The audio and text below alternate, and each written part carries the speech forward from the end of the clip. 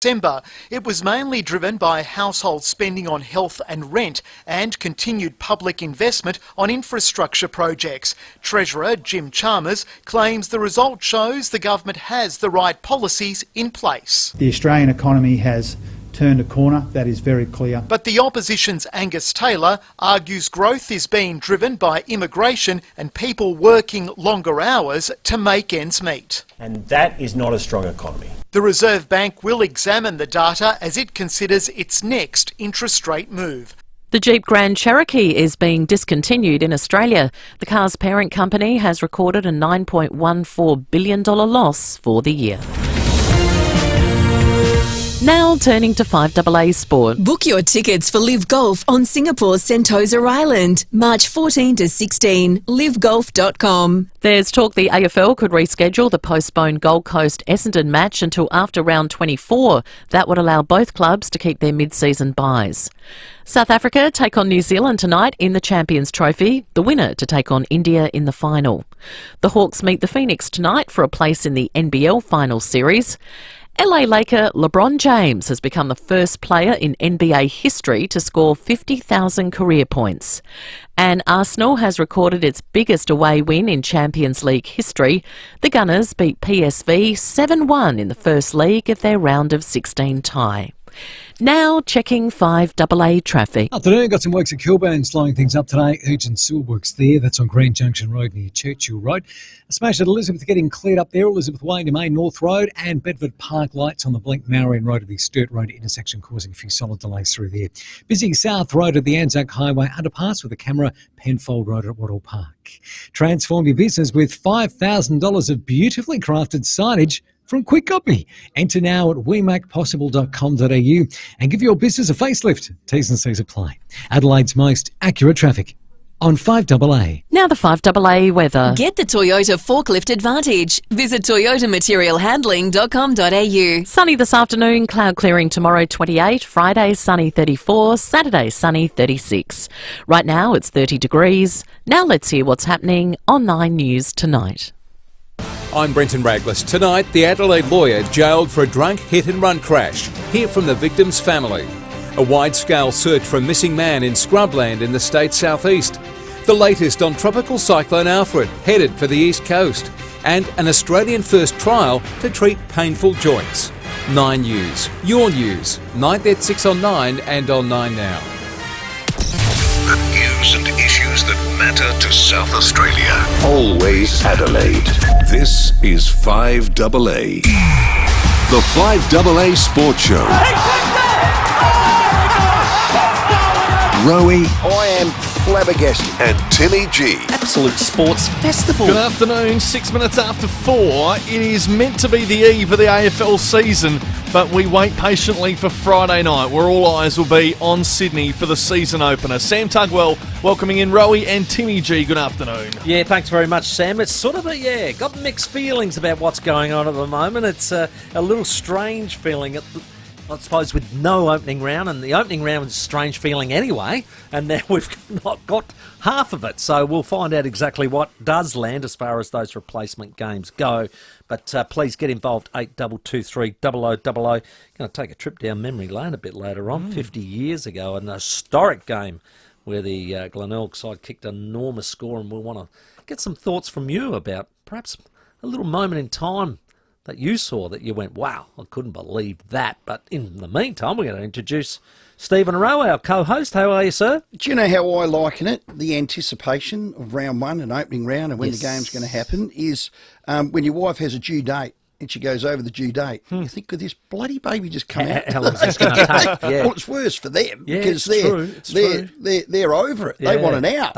Correct, they do. And you as the dad or the granddad, you're going, could you just show me the baby? The anticipation, yes, absolutely. This has just wrecked the start of the season. It's funny about that. This is awful. Our first, I reckon she came a day over the due date, which was perfect because we played the day before. She did a good job. She was very disciplined. But our last one, she had to be induced, exactly like you're saying. So we got in there at 7 a.m. in the morning and didn't have it till 7 p.m. that night. So it's a long wait. Yeah. And again, all of our thoughts are with the residents of Queensland. This is correct. frightening as to what it could or couldn't be. It doesn't matter. They're preparing for the worst, and that would be awful. Yeah. That would be awful. So our thoughts are with them. Yeah, and look, the reason it's probably feels a bit strange, if you're down in Geelong and you're preparing for a game, it's like, well, now there's no game, and probably looking around going, we got pretty good weather And they here. don't know where it is. And they don't know what's going on. So let's have a listen to Paddy Dangerfield on what he was preparing. It was a really funny feeling at training today because we've been in the process of that real build-up, and it's like, no matter what, we'll just play. Bit of rain, bit of wind, we'll just play. But you're in the emotional element of the build-up for the first game, and you're not thinking logically at times around that, clearly, because there's some bigger stuff at play. And that's the sort of stuff you've got to remove yourself from now, because we've got a really long lead into what will be round one for us. So we'll have a bit of a match sim type training session on Friday, and then give our guys the weekend off and have as normal a run into round one as possible. But it does disjoint it, that's for sure. Well, Paddy, you're just basically going through what Port and the Crows are going through, because that's exactly our preparation for our games, isn't it? But playing Eternal this week and getting prepared for that. But the following Crows weekend. and Port and the other teams that are playing round one have all prepared. He's had to pivot. Yeah. And it could stuff them up. Well, yeah. Look, it shouldn't. They're professionals. They should be more professional than that. But it could stuff them up, but let's hope it does. So that's one side of the wicket. Let's go to the other side of the wicket. From a Brisbane point of view, here's Lockie Neal. If they had have perhaps just quickly swapped the game down into Melbourne, this is what he'd said. Yeah, I wouldn't have left Jules here with our 3-year-old daughter and a 10-week, 11-week-old little boy, so that would have been, pretty hard to do. I wouldn't have played. I get that. Yeah, so quite simply, no, I wouldn't have played. I think the AFL, we had Marsh in yesterday, Paul Marsh, AFL PA CEO, he basically said that was what was going to be the priority, and I think they forced that down the line. Always put the shoe on the other foot. So how would I react to that position? And I'd say to Jody, well, I'm playing, mate. It's what I do. I get paid. I've got to play. No, you're not. You're not leaving me here with a 10-week-old and when there's going to be, we're in the eye, and then I would have been torn, and then obviously I would have stayed. So they didn't want to put people in that position. No. So you had no thought. First thought was save wife and child. Your first thought was play. Well, I think we all would have. Don't you go looking at me like that. You would have been the same. Do not look at me like that. No, honestly. Well, the NRL are. Yeah. They've gone down, I know so they're having those conversations. They have wives and they have kids and they have homes and they have a storm. And they're doing it. I know. And do you warrant that? But well, again, I don't. If my employer said you've got to do this, I would do it. I wouldn't be one of the ones that buck the system. All right. Well, I'm not a buck the system type of man. So how would you feel then if you'd be something torn. tragic happened at home? But you'd be torn because of that. You'd be torn. You weren't there. You'd be shattered and you'd be torn. I'll tell you what. Well, the dangerous NRL. ground. Well, hang on. Dangerous no, ground. it's not. The NRL are doing it. The AFL's not. Yeah, I know. There's a direct difference between the way those two competitions are ran. And what do you reckon the PA, if there is an NRL PA, what do you reckon they would say if one of the guys said, no, I'm putting my hand up, I'm not going. I think I'm sandbagging. But again, this is the point. Our PA is very strong, led by Paul Marsh. He sat there, he's done an incredible job. And I think the AFL respect and they run it together. I reckon Vlandis and the chairman and the board at the NRL would say to their PA, shut up. Yeah. Good luck if something bad goes. No, but I get that. Down. That's the thing. I'm not taking sides, Timmy. There are two distinct competitions. And one has said, we're going to play at any cost. And the other has said, no, let's look after our people. We'll see how that plays out. Here is the boss, CEO, Andrew Dillon, actually talking about, well, where are they going to place these games? There's an option with the Brisbane and Geelong game where they have a common bye early in the season, and in the middle part of the year where we have a number of byes, we're working through how we can potentially shuffle some of the games there with days breaks, and then there's an option also at the end of the season rolling into the final. So, what's the likelihood of these games being transferred? So what we know today, and the bit of a latest, is the Brisbane-Geelong game is pretty much firmed up. It'll be a Saturday night in round 3. Nothing's been confirmed yet, obviously, by the league, so they'll take maybe the next 24 hours, 48 hours to make sure they get all those things right. But Brisbane-Geelong round 3 on Saturday night, where there's a bit of a gap because they've both got byes in round 3, the Cats and Lions. And then the Gold Coast Essendon, the early suggestions are it's just going to be too hard to put this anywhere else in the middle of the season. season. They don't share around with the same buys, so they're going to have to potentially put this one after round 24. So the mid-finals, the pre-finals bye, if you like, would have one game sitting in it. It could well be a dead rubber. It would be Gold Coast Essendon as a sole game after round 24 before the finals. That is quite a scenario. If you think about coming into that last week where there is no footy normally, there could be a standalone game. You've got Essendon or Gold Coast who need to win to get into the 8.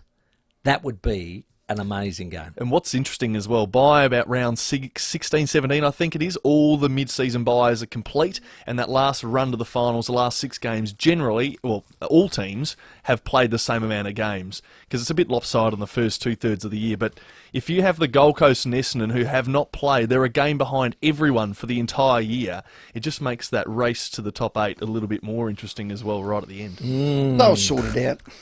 Yeah, what do you think? What it is. What do you think about that game being played though, with nothing else around it, and it's Essendon Geelong because they have to make up for it right at the end Gold of Coast. the year? Sorry, Essendon Gold Coast. Yeah. And nothing else around it.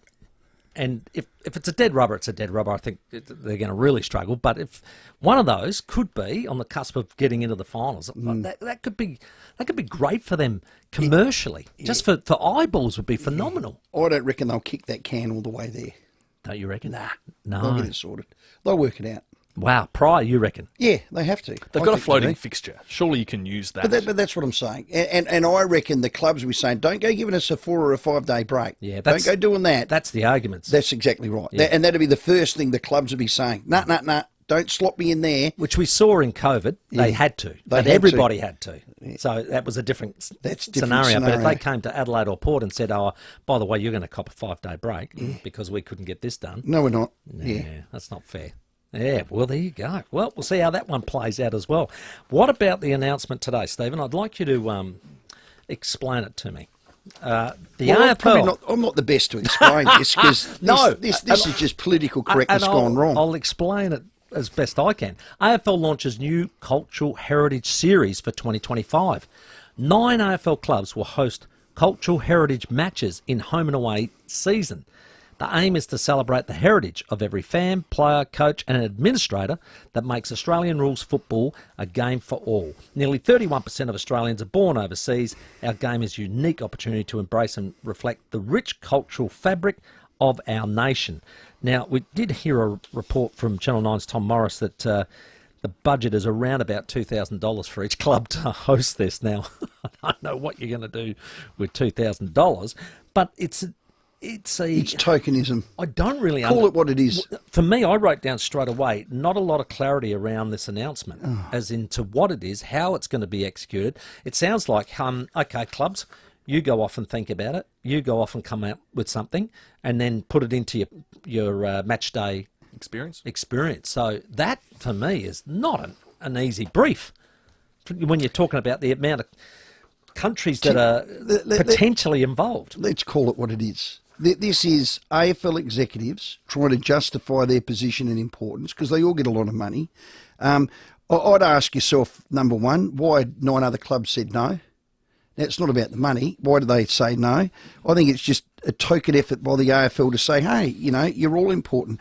And this is what happens when you elevate a culture above the other and you alienate it. Now, there's a real famous saying. It was actually in the Bible. I don't know, I won't quote it. But are you familiar with that? It's along the lines of, if you try to please everyone, you'll end up pleasing no one. So you've got to stand for something. The AFL... Again, why does this not surprise me? This is politically correct, tree-hugging.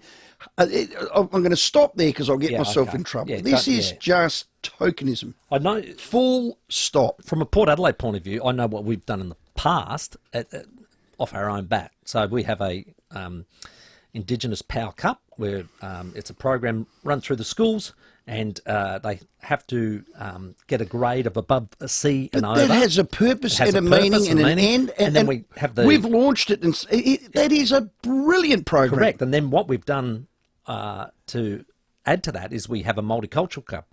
So in every school, kids from all different backgrounds come together. Same rules apply. You've got to have a C grade or better in your grades. You come play the carnival at Alberton Oval, and then you get to go on Adelaide Oval. So we've actually done probably what they're trying to do here in the past through our Multicultural Cup. And then all the nations come out with their flags and the rest of it. And it looks right. I would think Port Adelaide will probably weave that into this because they're doing it anyway. So, but for the other clubs, I just don't know where you would start. I really don't know where you would start. It's tokenism. Yeah, so I'm not going to give it the time of the day. We'll see how that is one... my club doing it? Are they one of the 9? So the Crows are They one of the are. 9, the Port Adelaide Footy Club are the other. Adelaide Crows got round 6, Port Adelaide got round 22. Okay. So you guys are playing the Giants that particular day, and we are playing Fremantle at Adelaide Oval. So, Are any of the big clubs, are Collingwood doing it? Carlton's the only probably big four, if you like. Richmond? Having a crack. Richmond, no. Collingwood, no. And Bombers, no. Yeah, So there you go. Okay. Hey, before we move on to the cricket, you got a CLK injury report. We didn't get the Crows list last night. We did Port, but we didn't get the Crows. The CLK injury report, love their support. Chase Jones has done an AC joint. He could be out for 2 weeks. He will miss round 1. Mark Keane's got a bit of a hip flexor. Should be all right. He'll be assessed. He should be fine for round 1. Very important. Max Michelini training the house down. The thumb's okay. In he goes. Thumbs Put up down for the the glasses. Wayne Miller's the only other one. He's only played 2 quarters in the pre-season. Soft tissue injuries. God, I'm that hopeful for him to get a good swing up. I hope he's right, but looks like he'll miss. That's the CLK injury report for Crows. Oh, well done. Excellent. See, very well done. Hey. Like that. And really, you're happy I with got that? the wind-up. That list is pretty good. Well, I mean, please. Got to be happy. Chase Jones isn't in the best 22. Keane is. Max Michelini's back, and Wayne Miller. Well, the Nankervis is going to keep him out anyway. He's playing very good football. Yeah. And So we'll speak to Murray Davis after. We will. About a bit more of that. Now, the Champions Trophy. We know that India have not left the one location. Cheats. They have sat in the hotel. Can I say that? Trained at the same ground. I don't Cheats. think so. So we played them last night. We got beaten. The only thing I'll say is I was watching. the team that we put together. Cooper Connolly opening. I'm not sure about that. That for was us. embarrassing. Well, you got Alex Carey. Did he make 60 odd? He was still our best batsman. He was great. He Josh should have Inglis opened, is I there. reckon. Why didn't either? Cooper Connolly's played a handful of games. Yeah, he's just a kid. He looked like a deer in headlights. Yeah, and I think I would have got him out.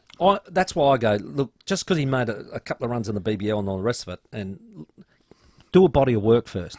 And then you're throwing him into that cauldron against spin on a really dry pitch. Against India. Yeah, it was a big ask. So I think also our bowling attack without Hazelwood and Cummins and the like was always going to probably struggle. And so in the end, it was a victory to India. They will take on the winner out of South Africa and New Zealand for the Champions Trophy. I'm only interested in one thing. Is Keza Carey, is Alex Carey on the plane back to play Sheffield Shield? Yeah. That is all I care about. Well, I reckon Rhino Is Harris... he on the plane right now?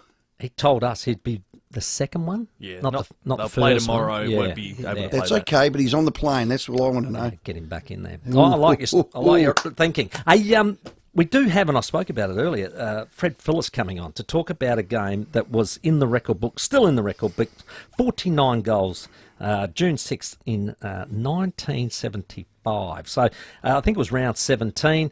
They kicked 49 goals against Central District, who were actually not too bad at the time. They were going for finals, but they'd had a few injuries and had a lot of young players in. But it was an incredible day. And we were just sort of talking about, well, there'd be a lot of people who were listening who went to the Bay that day to see it. And there was a final kick by Snout McFarlane, going for goal, hits the post, the siren sounds, and they miss out on the 50 goals. But it was an amazing day. I would say that... If you were there, give us a call. If you're there, definitely Love give to us hear a call from you. and give us a bit of a rundown on it. But were you there the day that this happened? Now, Fred Phillis kicked 18 goals that day. He did. I can remember a day when the announcement came out that Port were going to make a bid for the AFL in 1990.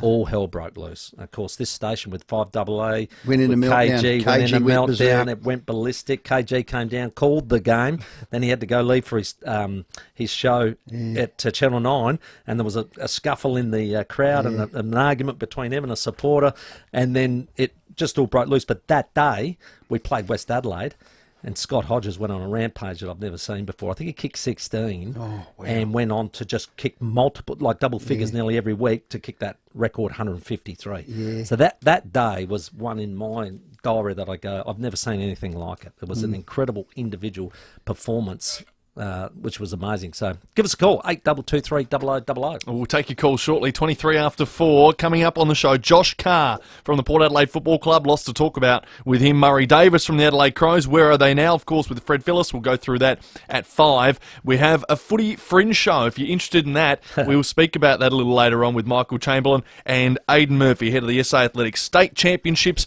this weekend in town. Rowey and Timmy G on the 5AA Sports Show. City Discount Tires. Get saving this month at City Discount Tires. Grab 3 Falcon Zeek ZE 310R passenger car tires and get the 4th tyre absolutely free. Experience top-notch performance with exceptional grip on both wet and dry surfaces. Steer your way to citydiscounttires.com.au for even more great deals. City Discount Tires. We're driven by value. Take a break on a Holiday Wonders 6-day rail holiday, departing Sunday 25th of May 2025. Enjoy unhurried return travel on the overland train to Geelong, travelling premium class with meals provided. This holiday is by far the best value tour from Adelaide and includes a special discount for senior travellers. See magical Macedon Ranges, Queenscliff and more, with meals and a leisure day to unwind. Departures are also available in September, October, November and December. Visit holidaywonders.com.au.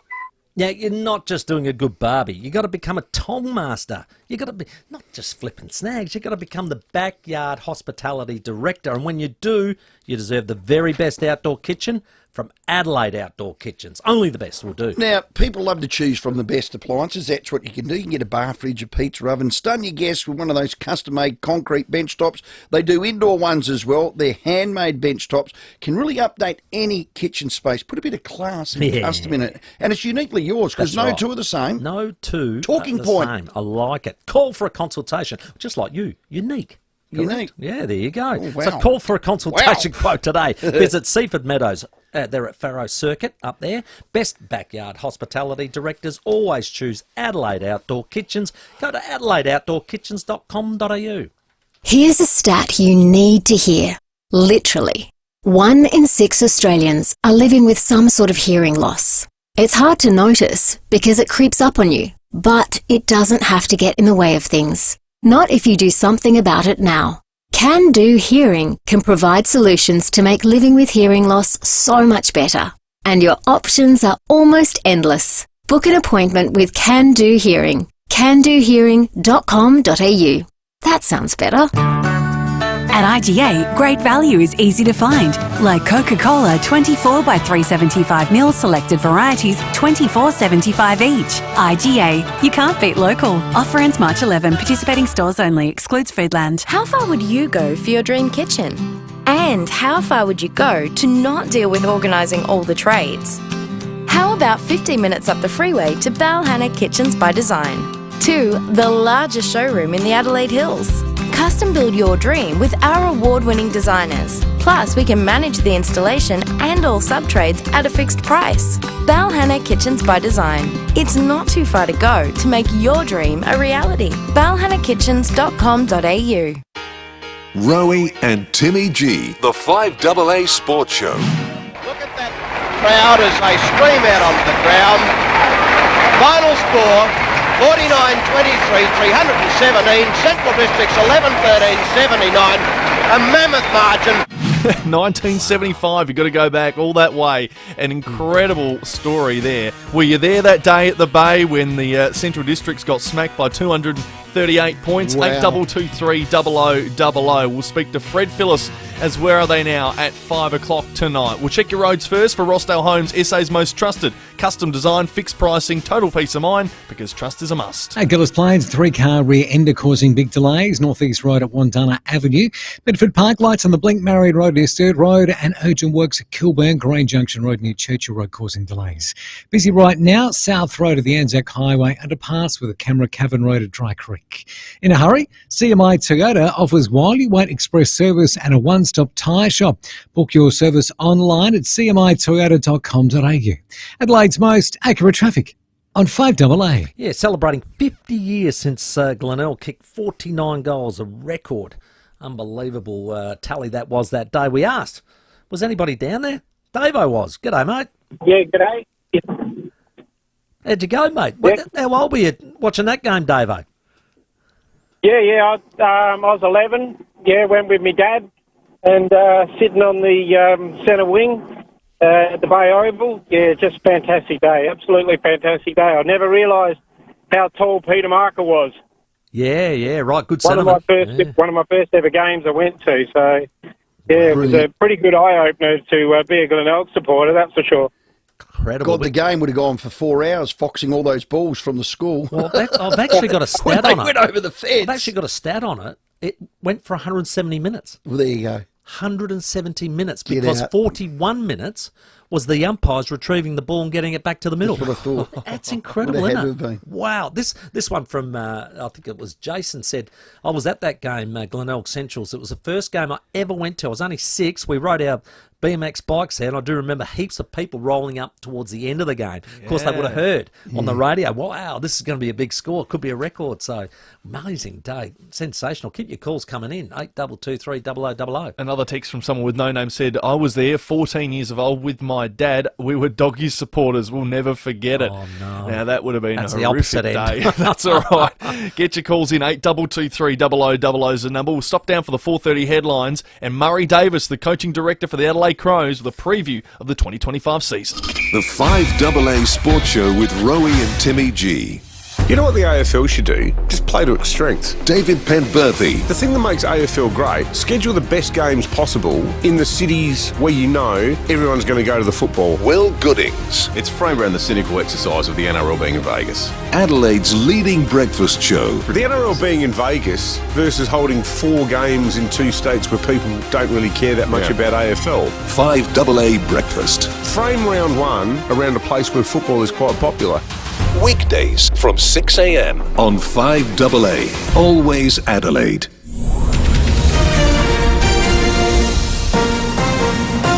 This is 5AA News. Always Adelaide. Good afternoon, Mel Usher with the latest news headlines. The Australian Defence Force is on standby as tropical cyclone Alfred gets closer to the coast of southeast Queensland and northern New South Wales. The Reserve Bank won't say if it's considering a further interest rate cut next month. Latest data reveals the economy grew 1.3% for the year to December. Donald Trump's address to Congress today has been given a thumbs up by 76% of respondents to a CBS poll. And in sport, South Africa take on New Zealand tonight in the Champions Trophy. Now checking 5AA traffic. At Gillis Plains, 3-car rear ender causing big delays. Northeast Road at Wandana Avenue. Bedford Park lights on the Blink Marion Road near Sturt Road, and urgent works at Kilburn, Green Junction Road near Churchill Road causing delays. Busy right now, South Road of the Anzac Highway underpass with a Camera Cavern Road at Dry Creek. In a hurry, CMI Toyota offers while you wait express service and a one-stop tyre shop. Book your service online at cmitoyota.com.au. Adelaide's most accurate traffic on 5AA. The 5AA forecast, mostly clear tonight, down to 17, cloud clearing tomorrow, 29. Right now it is 29 degrees. We'll have more news at 5 on 5AA, always Adelaide. An overly ambitious effort at six-a-side soccer left you feeling knackered? You need a sports drink that stacks up, even when you can't stand up. Let's go to Maximus! Maximus is for rapid hydration during or after at least an hour of exercise. Now is the time to upgrade and save. Let our family look after your family with Wayville Hyundai's 2024 plate clearance sale. With over 80 cars priced to go, you'll get immediate delivery and exclusive discounts across the entire Hyundai range. So get into your new car quicker and don't miss Wayville Hyundai's unbeatable 2024 plate clearance sale. But hurry while stocks last. Change the way you Hyundai at Wayville Hyundai, opposite the showground. Wouldn't you love to use your outdoor area all year round? Well, you can with Luva House. They're the market leader in transforming your outdoor space in a great entertainment area with an opening and closing roof. These are great ideas. A Luva House roof will let in the perfect combination of airflow and sunlight as you need it. Plus, Use it night and day with options like LED lighting. When the weather turns, automatically rain sensing technology kicks in, keeps everything dry and protected. So do this, visit the showroom, see for yourself. Everything is manufactured here in SA from the highest quality materials, then distributed across Australia by a family-owned and operated business. Make sure you tune in next Wednesday after our show for Charlie Dixon's first Driving with Dixon program for 2025, proudly supported by Rod Webster at Louver House, and call his team to organise a free, no-obligation design, measure and quote, and they'll even come to see you. So see the light with Louver House. Visit louverhouse.com.au. Chemotherapy, radiotherapy, immunotherapy. Cancer treatment looks different for everyone. At Lift Cancer Care, our team of dietitians, physios, psychologists and exercise physiologists collaborate closely with your medical team to help you navigate your diagnosis. And we're dedicated to building your physical and mental strength to give you the best possible outcomes. So if you or a loved one are ever struck with a C word, think of the L word first. liftcancercare.com.au. Introducing Marook, the latest masterpiece from Selector Homes. This stunning 2-storey pole frame home features 3 bedrooms and 2 bathrooms, offering open and spacious living areas. Marook is perfect for riverfront, seaside and hillside properties. Enjoy the decking beneath the main roof, ideal for outdoor relaxation. Selector Homes embrace innovation, utilising the latest building materials. Visit selectorhomes.com.au or visit their display centre at Burton. The 5AA Sports Show with Rowey and Timmy G. 26 minutes to 5, the successor, Josh Carr from Port Adelaide, to join us later on tonight. We have Where Are They Now at 5 o'clock, and we'll keep taking your calls, 8223 0000. And if you're on Facebook and YouTube, you can stream us on the Peter Page Hyundai live stream. You can take a test drive today, find your perfect Hyundai car at Elizabeth Way, Elizabeth. Well, Crows have another 11 days to plan and execute a round 1 win over St Kilda, and it's been a single-minded focus all summer. Joining us is our coaching director, Murray Davis. Murray, thanks for your time. I've called it a faultless summer. What about you? Firstly, thank you for having me on. And, I think if you judge it based on player availability, you'd have to say, yes, it has been. I think every AFL coach and coaching group want their players to have a healthy off-season, and we've been able to achieve that. That gets a big tick. I've been saying since the 2 trial games, you, as in you and the coaching group, the players and the club, would be very buoyed by that trial game form, but more than that, excited on what's ahead. What excites you on this season ahead?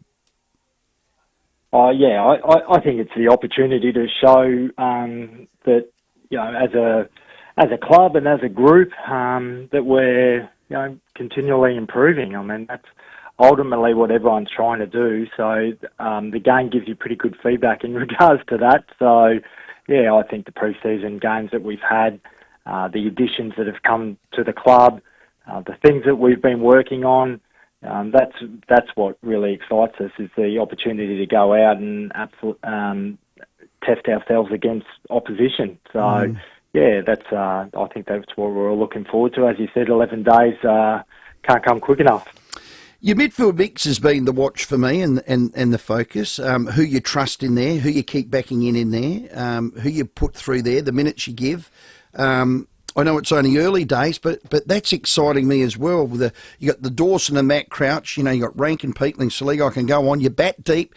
It's a lot more dynamic than it's been in previous years, Murray.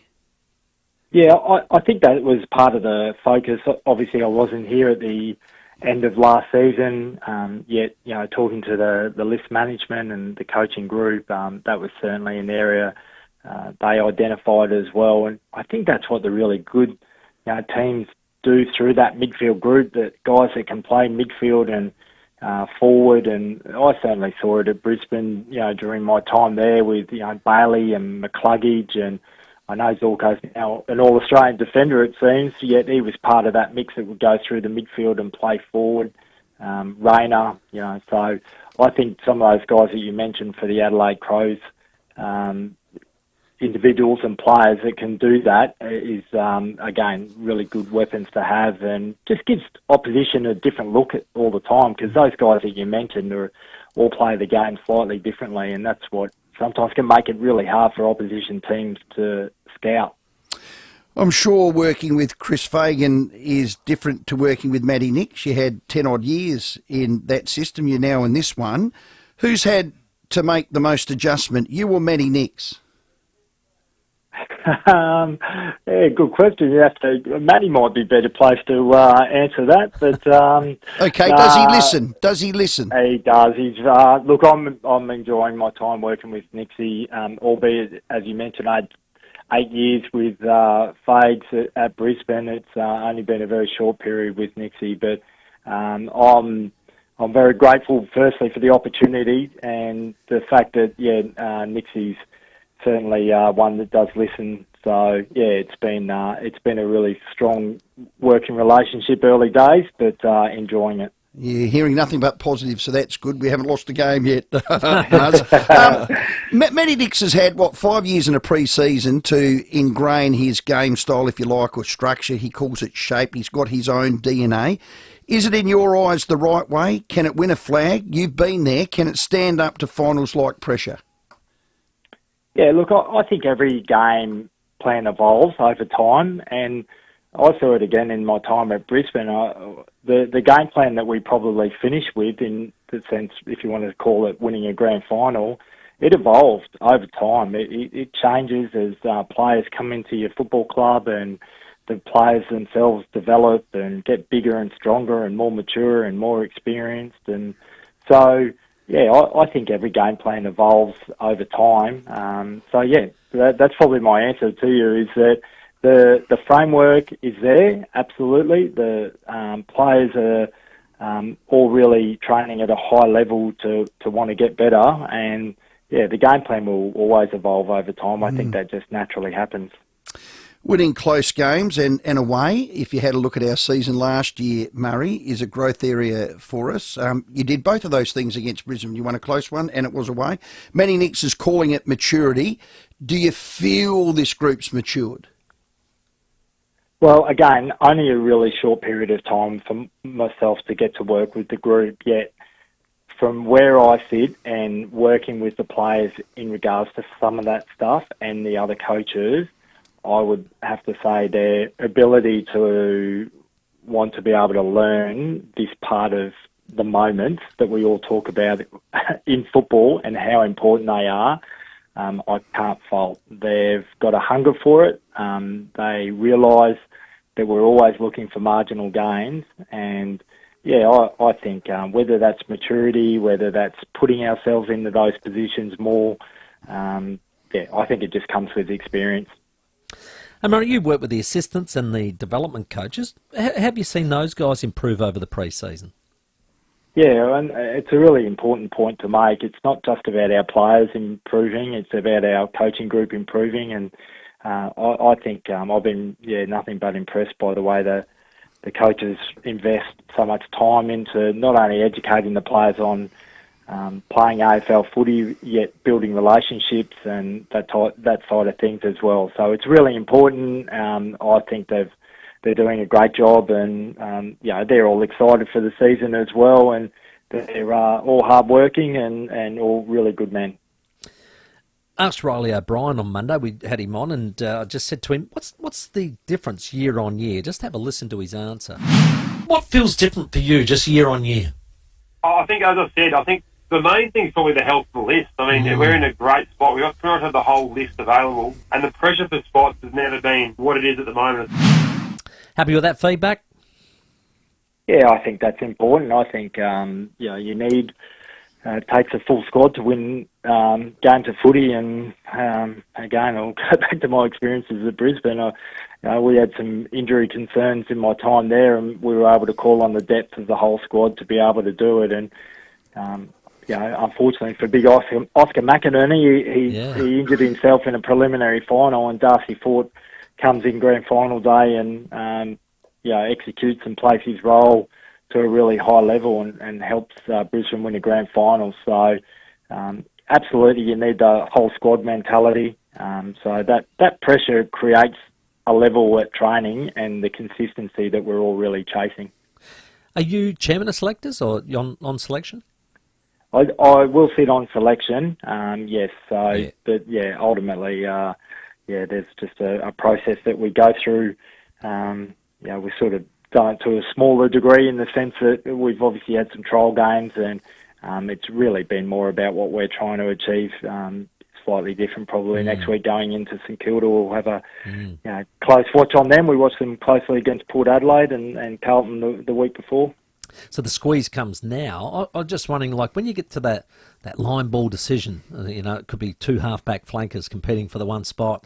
What normally sort of separates? What's the format? You go form first, or experience adds on a couple of years, or how do you go through when it's really close? Yeah, it is an interesting one, because sometimes you have to have the big picture in mind, and sometimes it's all those things. It's a combination of form, flexibility. Can they play multiple positions? That always comes into it as well. Sometimes, I'm a big fan of that. I think players that can play in multiple positions are worth their weight in gold. So that comes into it as well. Sometimes, there's always that conversation around youth versus experience, and do we to get the experience out there, we need to select them so they get some games under their belt. All those things come into it. So there's a lot of things that go into the mix when you're talking about players being selected for a particular position, if you like. Yeah. Round one, and it's been great. It's been different this year to last year. You probably can sense that as well as far as focuses, is to beat St Kilda round one. Love it. Focus, short, in. The maturity of the group probably sets it up for that, but surely top 8 has to be not a long-term goal, but a season goal. Do you think this group's capable of making the finals? Well, I think every team's aiming to play finals, aren't they, Rowey? So, that's the big picture. I've seen it happen before, though, where you get carried away with, putting a ceiling on things or an end point, and it's just, okay, it is one of the great cliches because it's right. It's narrow the focus. Let's lock in and zero in on what's ahead of us, and then we just continually, as I say, look to get better every day we come in at the club and win as many games as we can. And even when we don't win games of football, know that we take the lessons from that will actually help us get better for when we next front up. So all that stuff for mine always takes care of itself. Yeah, well answered. Don't listen to stupid idiots like me and the cheap sheets that play songs about can you feel it and we're going to win a flag. I get a bit carried away. Hey, I like your optimism. Oh God. Well, we're due. Marge, I'm just saying it's been 7 years. It was a long time ago. We've had 5. It's now 6 years with Nixie. I think we're due.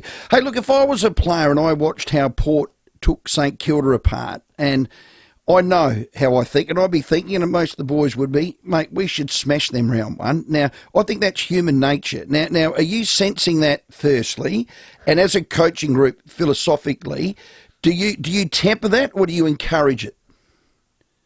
Well, firstly, no, I'm not sensing it. I think our players are fully aware of what is reading too much into pre-season games. A couple of years ago, Brisbane played Geelong and Sydney, I think, who were the last 2 grand finalists. When was that? 2023, was it? And Brisbane played them in both trial games. Anyway, won both and then came out round one and got flogged by Port Adelaide. So, I'm not sensing it with our players. I feel like you mentioned the word level of maturity around the place. That's certainly not anything that I've picked up because, I think St Kilda almost won 7 of their last 9 games, if you like. So they finished the year really strongly. I know they've got things that they would be working on and will be preparing for their best. Adelaide Crows coaching director Murray Davis, I guess. Just some quick ones here. CLK lawyers injury report. Max Micheloni, round 1, yay or nay? Yeah, trained today and trained well, so we'll be hopeful that Max is available. Wayne Millerer. Again, trained today, so he'll be another one that we're putting his hand up. Tick. Mark Keane, hip strain. Yep, ahead of, he's impressed us, ran today, so another one that'll be, yep. Chase Jones, AC joint. Chase will probably miss a couple of weeks, I would Okay. think. So Wow. he's probably not available for round one, but only only a couple. Yeah. Now, we're all thinking of Queenslanders, Murray. My wife's family's up there. Do you still have family there with what's looming in the next couple of days? Yeah, I do, Rowey. Yeah, my wife and 2 kids are in Brizzy at the moment, so been a bit of dialogue, just checking in and seeing how they're going and how everyone's going for that matter. So yeah, certainly my thoughts are with everyone that's in Brizzy and on the Sunshine and Gold Coast at the moment. It's a bit ominous from what I'm hearing. That'd be tough for you, Murray. Yeah, look, I think it's one of the things that I'm very grateful for, is to have a strong family network and support around them as well. So I know that they're being looked after, but I think it's as I said, the welfare of everyone in Brizzy and Queensland at the moment is at the front of our mind. So certainly fingers are crossed. Yeah, well said. Murray, look, have a great year. It's an exciting growth year ahead is how I see it. Here's for a ripping 2025. Our best 25 fit and firing can do it. I know they can. Let's hope that we do that. And as always, thanks for your time. Thanks for having me on, Rowey and Timmy. Good to chat and talk throughout the year. Good Thanks, work. Murray. Yeah, Murray Davis there. Talks well. Great experience. Excellent. 10 years. He's from a premiership team. Yes. You got a rooster that if I'm a player, hey Murray, how does this go? How about that? That is a cool experience. Well, that's why I what did asked- you keep telling me? You can't buy it. You can't buy Well, yes, it. you can. We Can't did. We buy bought it. Murray Davis. What do you say? We did buy it. We got Neil Barham. What do you say? You can't. Of course you can buy it. Gee, you're right. I got to stop that. Yeah, I got to get come rid on, of that. son. Yeah, I got to get my checkbook out. That's why I asked about the assistants and the development coaches, because that's part of his big role, is to get those guys, up to another level as well. Yep. So it was good to hear that he's Good working get. with them. Yeah, well played. Hearing nothing but positivity. Hot off the press. Well, hello. Just before we go to the Snuck that break, in. What's going on here? Steve Smith has made his announcement. He is retiring from one-day international cricket immediately. So he was top scorer last night in the semi-final, loss to India, but he has called time, so he won't be playing in the call. one-day arena anymore. He will still be available for T20 and Test cricket. And for that Australia. will free him up a bit. Free him up For to test. play longer In the test arena, and that's what he loves. I think you're right. I think good on him. Good call. It becomes crippling in the end, just playing Good call. too much, doesn't it? So, all right, yeah, well done, young man. Breaking news, 10 minutes to 5. Let's check your roads. At Gillis Plains, 3-car rear ender getting cleaned up on North East Road at Wandana Avenue. Kilburn, urgent works on Green Junction Road near Churchill Road, and slow for works at Para Hills this afternoon. Bridge Road near Kester's Road for works. Quite slow right now, South Road at Edward Sound with the camera, Sturton Road at Edinburgh. Look for the RAA sign at over 400 independent RAA approved repairers across SA. You know you can trust them because RAA do. Adelaide's most accurate traffic on 5AA. Rowey and Timmy G on the 5AA Sports Show. 5AA is a proud partner of Gluttony in Rymel Park, your home of the biggest shows this Fringe, like History of House. Hit the dance floor and take a joyous trip through the history of dance music with DJ Groove Terminator and Soweto Gospel Choir. Book your tickets now at gluttony.net.au. Gluttony, proudly supported by 5AA. Always Adelaide.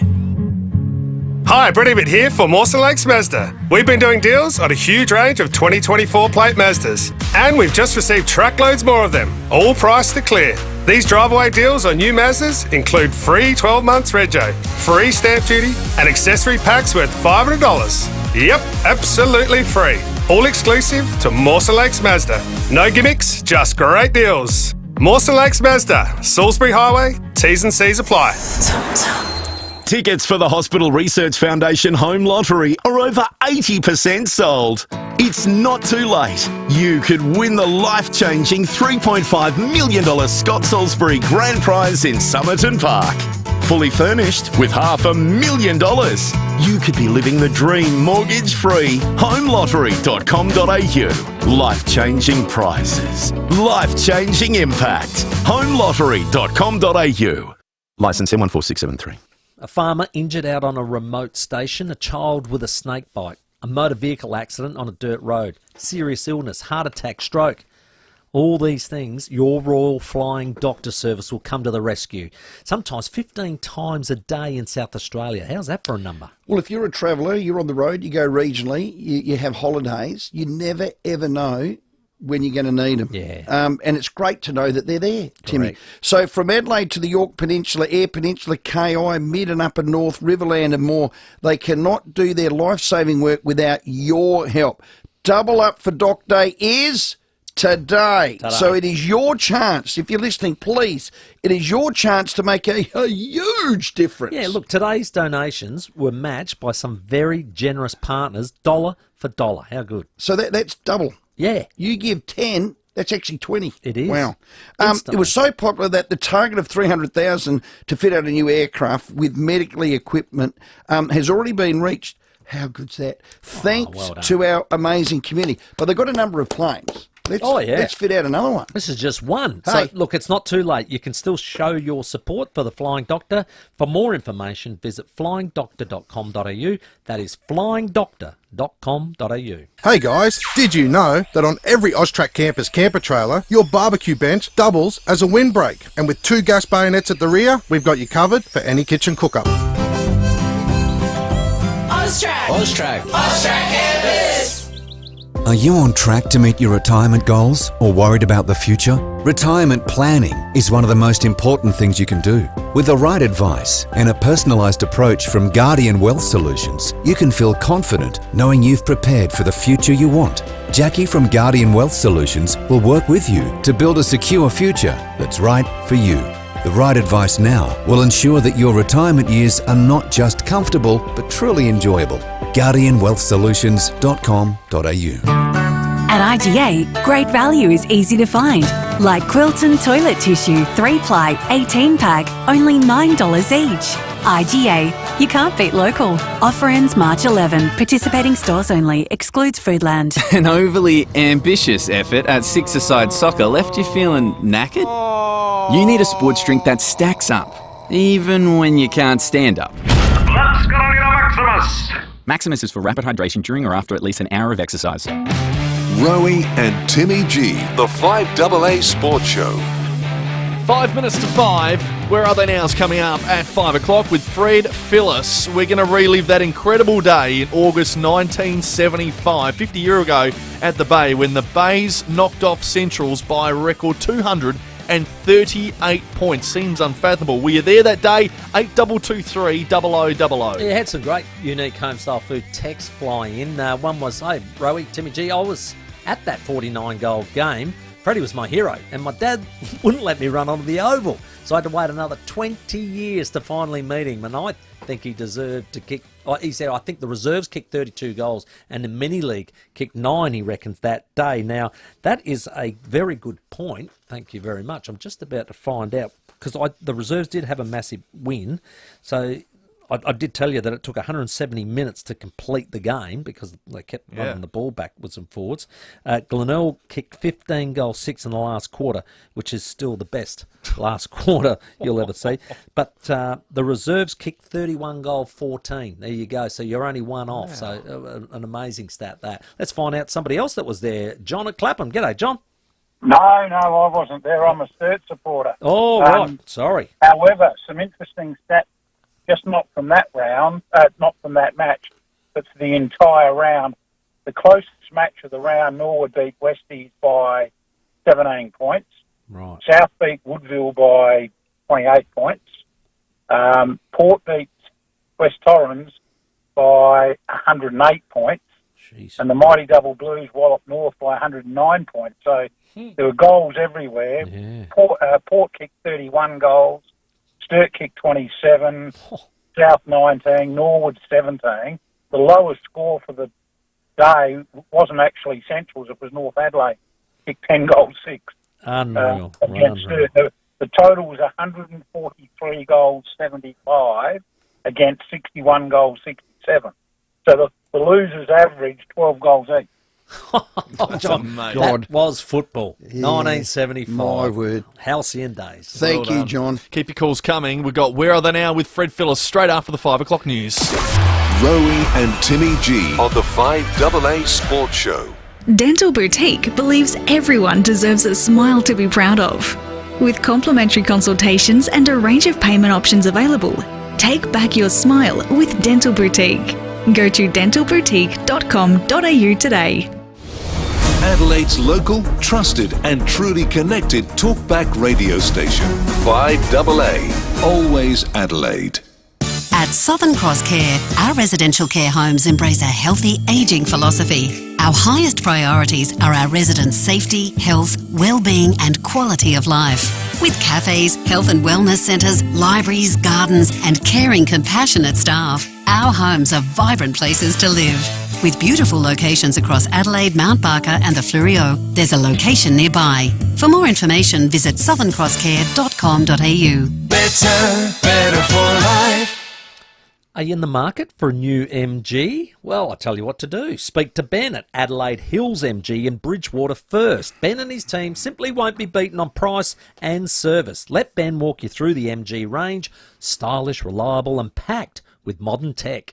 Go and drive them. Ring Ben, get out there. They've got advanced safety, smart features and unbeatable value. MG delivers a smooth, enjoyable ride every time, and Adelaide Hills MG will make it easy to purchase with great finance deals and cars in stock. Here's the big one, ready to go. Oh, that's important. Broom. That's it. Boom, key. See you later. Remember, don't sign anything until you have put it to Adelaide Hills MG to the test. Get good old country service at amazing city prices. How's that? That's Adelaide Hills MG difference. Start your caravan or motorhome journey with confidence at Camper Agent RV Supercentre. For a limited time, we're offering massive savings and 3-year extended warranty on eligible pre-owned motorhomes from Kia and Talbot. There's also great savings across our huge range of brands, including Winnebago, Windsor, Corrimal and Adria. Make 2025 your best year ever.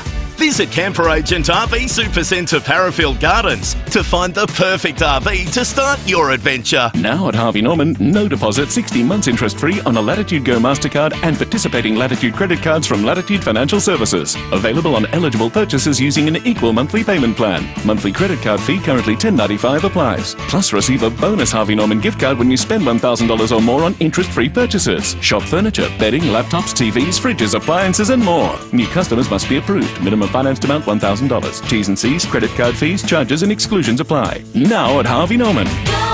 Cruise Europe in 2026 with APT and Phil Hoffman Travel. Set sail aboard APT's brand new luxury river ships featuring elegantly appointed suites, harmonious social spaces, 6 unique world-class dining venues and an exemplary level of personalised service. Enjoy 15-day all-inclusive European river cruises with APT from $8,995 per person with flights included, plus savings of up to $1,000 per couple. Visit pht.com.au. The news and information that matters. This is 5AA News. Always Adelaide. Down to 17 tonight, cloud clearing tomorrow 29. With the 5 o'clock news, I'm Mel Usher. Book your tickets for Live Golf on Singapore's Sentosa Island, March 14 to 16. livegolf.com. Tropical cyclone Alfred is barrelling towards southeast Queensland and northern New South Wales. Evacuation centres have opened as millions finalise their preparations. The Defence Force is also on standby. Queensland Premier David Crisafulli says the Category 2 system is on track to make landfall in the early hours of Friday. I want to stress why it is so important to do the preparations now. There is the prospect that this cyclone could cross the coast in the middle of the night with a high tide. Brisbane is bracing for up to 3 months of rain in a day. There are widespread school and public transport closures. Flights have been suspended in and out of the Gold Coast and Ballina. Adelaide lawyer Lauren Wilgoose has been jailed after killing a pedestrian in a drunken hit-run at Goodwood and trying to blame him. The 33-year-old ran down Anthony Walsh on Goodwood Road and left the scene, but repeatedly denied fault and claimed he was responsible because he crossed the road in front of her. After being found guilty of causing death by dangerous driving, she's now been ordered to serve 8 years jail with a non-parole period of 5 years and 8 months. Outside court, Mr Walsh's widow, Christine, said there were no winners and she just had an overwhelming feeling of sadness. Workers started on a skills and training academy at the Osborne Naval Shipyards. The $500 million centre will help address the shortage of highly qualified graduates and workers needed for the AUKUS submarine project. Defence Minister Richard Marles says he remains confident AUKUS has a future. I was in Washington just a few weeks ago meeting with my counterpart, Secretary Pete Hegseth, and both he and I were very fulsome in our support for AUKUS. Secretary Hegseth made it really clear about where the administration's position is in relation to AUKUS. The Australian economy grew 1.3% over the year to December, according to new data published by the Bureau of Statistics. The increase is higher than the previous reading and beat market expectations. Household spending on rent and health, along with government investment in infrastructure projects, contributed to the result. The US President has declared America is back in his first address to Congress since re-election. Mr Trump spruiked the changes he's made since taking office, proclaiming America will be woke no more and taking aim at his political opponents for refusing to acknowledge his achievements. I realize there is absolutely nothing I can say to make them happy or to make them stand or smile or applaud. Nothing I can do. Some Democrats wore pink, which they say was to represent power and protest. Others wore yellow and blue ties in a show of support for Ukraine. A Democrat from Texas was removed from the chamber after heckling Donald Trump. Now turning to FIVEAA Sport. Book your tickets for Live Golf on Singapore's Sentosa Island, March 14 to 16. livegolf.com. Steve Smith has announced his retirement from one-day international cricket. It comes after he top-scored in last night's Champions Trophy semi-final against India. The 35-year-old finishes up with 170 appearances. Meantime, South Africa take on New Zealand tonight in the Champions Trophy, the winner to take on India in the final. Well, Port is 10 days away from its season opener against Collingwood at the MCG. Assistant coach Josh Carr is making sure the players are cherry ripe. We've got an eye on round one in our preparation and making sure that they get the right amount of football on Friday night. It'll be a combination of match sim game to some training as well. Adelaide opened their campaign on March 16 at home against St Kilda. Crows coaching director Murray Davis telling Rowey and Timmy G they're ready to go. Yeah, I think the pre-season games that we've had, the additions that have come to the club, the things that we've been working on, that's what really excites us, is the opportunity to go out and test ourselves against opposition. That's sport. Now checking FIVEAA traffic. At Gillis Plains, a three-car rear-ender getting cleaned up on North East Road of Montana Avenue. Kilburn, urgent works on Grand Junction Road near Churchill Road. Slow at the moment at Terro Gardens, speeds at 40 for works. Kington Road near Port Rice Road, and getting busy Tapley's Road at the Nog North. Colours this afternoon to Kettlewell Terrace in the Parklands and Cottingham's through to Cloonunga. Tired of high winter energy bills? Save money with the Barbecues Galore quality wood heater. Embrace natural warmth and save this winter at Barbecues Galore. Adelaide's most accurate traffic on FIVEAA. Now the FIVEAA forecast. Get the Toyota Forklift Advantage. Visit toyotamaterialhandling.com.au. Down to 17 tonight, cloud clearing tomorrow 29, Friday sunny 33, Saturday sunny 36. Right now it's 28 degrees. Now let's see what's happening on 9 News tonight. I'm Brenton Raglas. Tonight, the Adelaide lawyer jailed for a drunk hit-and-run crash. Hear from the victim's family. A wide-scale search for a missing man in scrubland in the state's southeast. The latest on Tropical Cyclone Alfred, headed for the east coast. And an Australian-first trial to treat painful joints. 9 News. Your news. 9 at 6 on 9 and on 9 Now. Setting the agenda for South Australia. This is FIVEAA. Always Adelaide. The FIVEAA Sports Show. Rowey. I am flabbergasted. And Timmy G. Absolute sports festival. Great to have you back with us 7 minutes after 5 here on this Wednesday evening. Still to come on the show at 5:30, we'll speak to Port Adelaide's assistant and successor, Josh Carr. Lots to talk about ahead of the new season. Aidan Murphy ahead of the state champs and the SA athletics scene, and if you're into the Fringe, there's a footy Fringe show going around here in town. Michael Chamberlain's going to join us at 6 o'clock. A bit to go through, a comedian who's in town. And, of course, your calls, 8223 0000. Get involved with the show. But let's wind back the clock. Thanks to Walco, and you can get a Walco pool blanket to keep your water clean, warm and prevent evaporation. Go to walco.com.au. It's time for this. The 5AA Sports Shows, Where Are They Now? Past legends, past glories.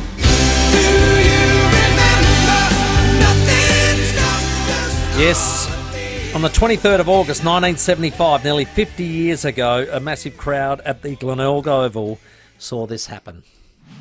Look at that crowd as they scream out onto the ground. Final score, 49-23, 317, Central Districts 11-13, 79, a mammoth margin.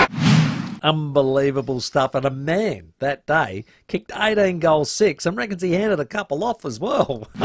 Phillips sets himself mark. This will be goal number 18. Mark number 18, it'll be goal number 18. He was troubled by a bad knee injury during the year. He dropped out, but to his credit, he's come back. He's come back strongly, and this afternoon he's kicked 18 goals. 18 goals 6. Unbelievable. He's on the line now. G'day, Fred Phillips. How are you? How you doing, boys? Oh, excellent, mate, excellent. What a day out that was. But I went back and watched the first quarter and then a little bit of the second. You guys actually took a while to get going. I reckon about the 18-minute mark, I think it took to get the first goal. It took a while, and you yourself had some trouble with your boots. I did. I kicked 4 points in the first quarter, and I thought, well, there's one way we can solve that. Let's get rid of these bloody boots.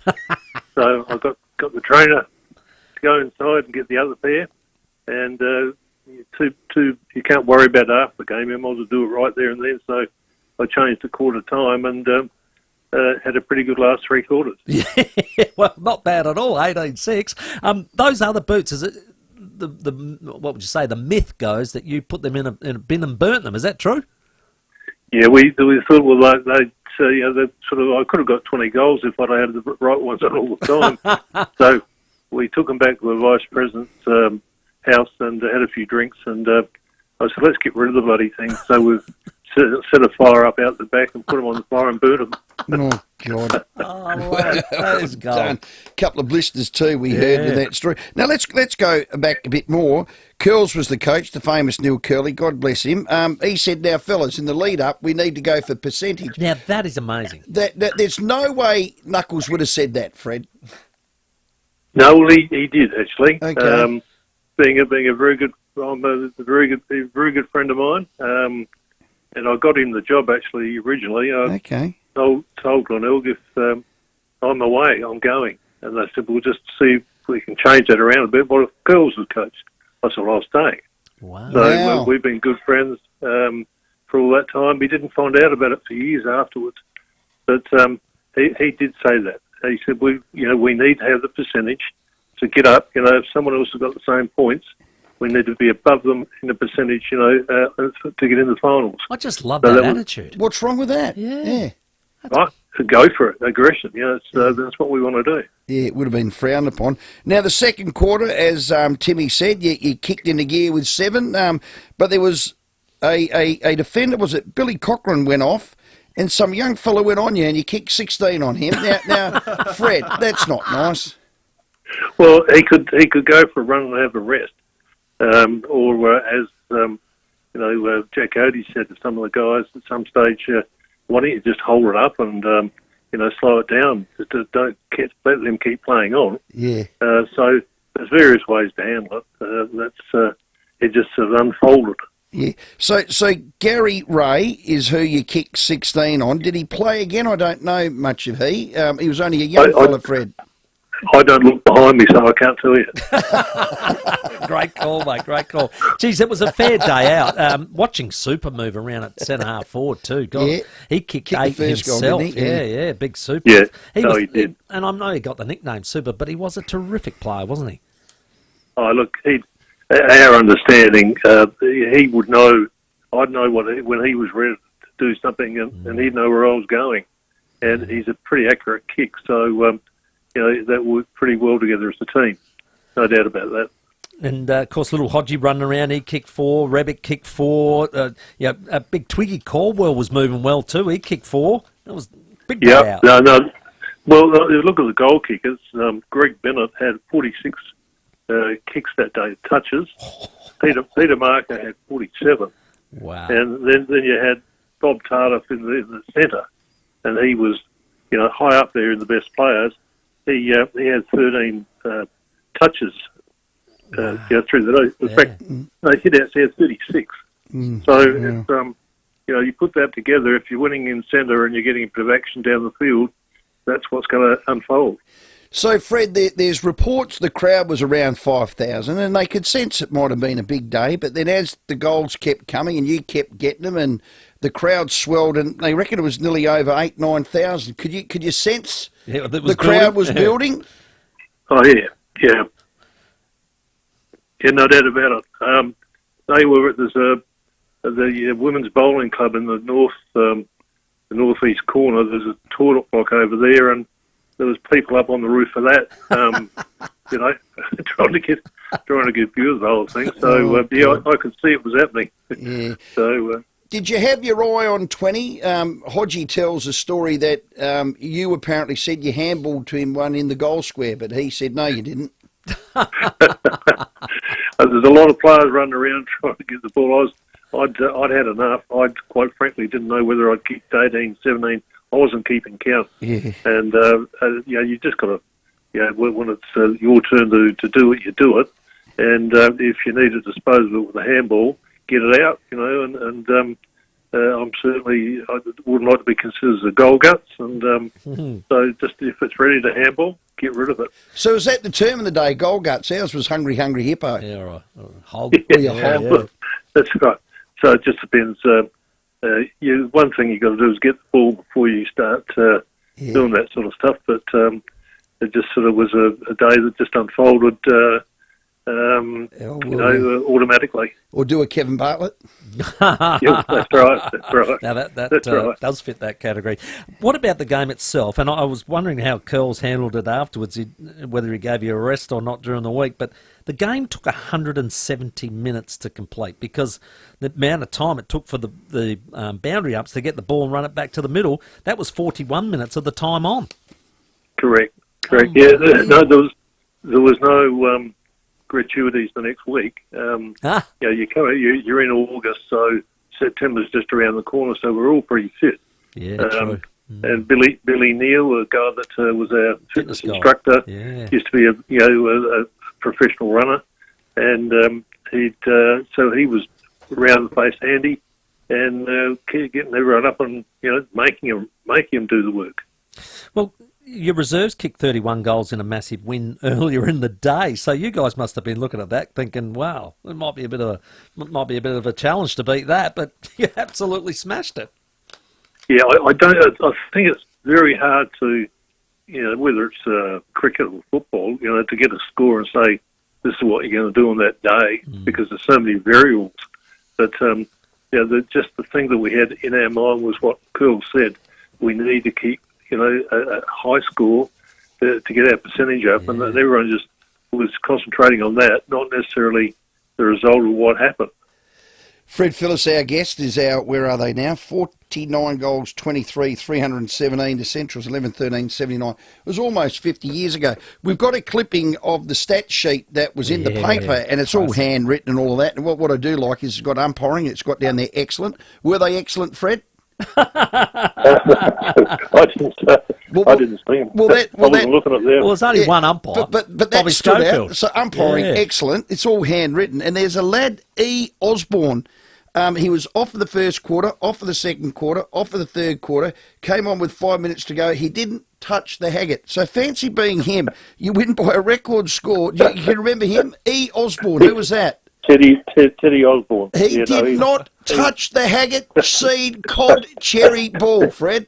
He was a bit stiff. Timmy, imagine being Eddie Osborne. That is cruel. Come on, Teddy. You mentioned Peter Marker.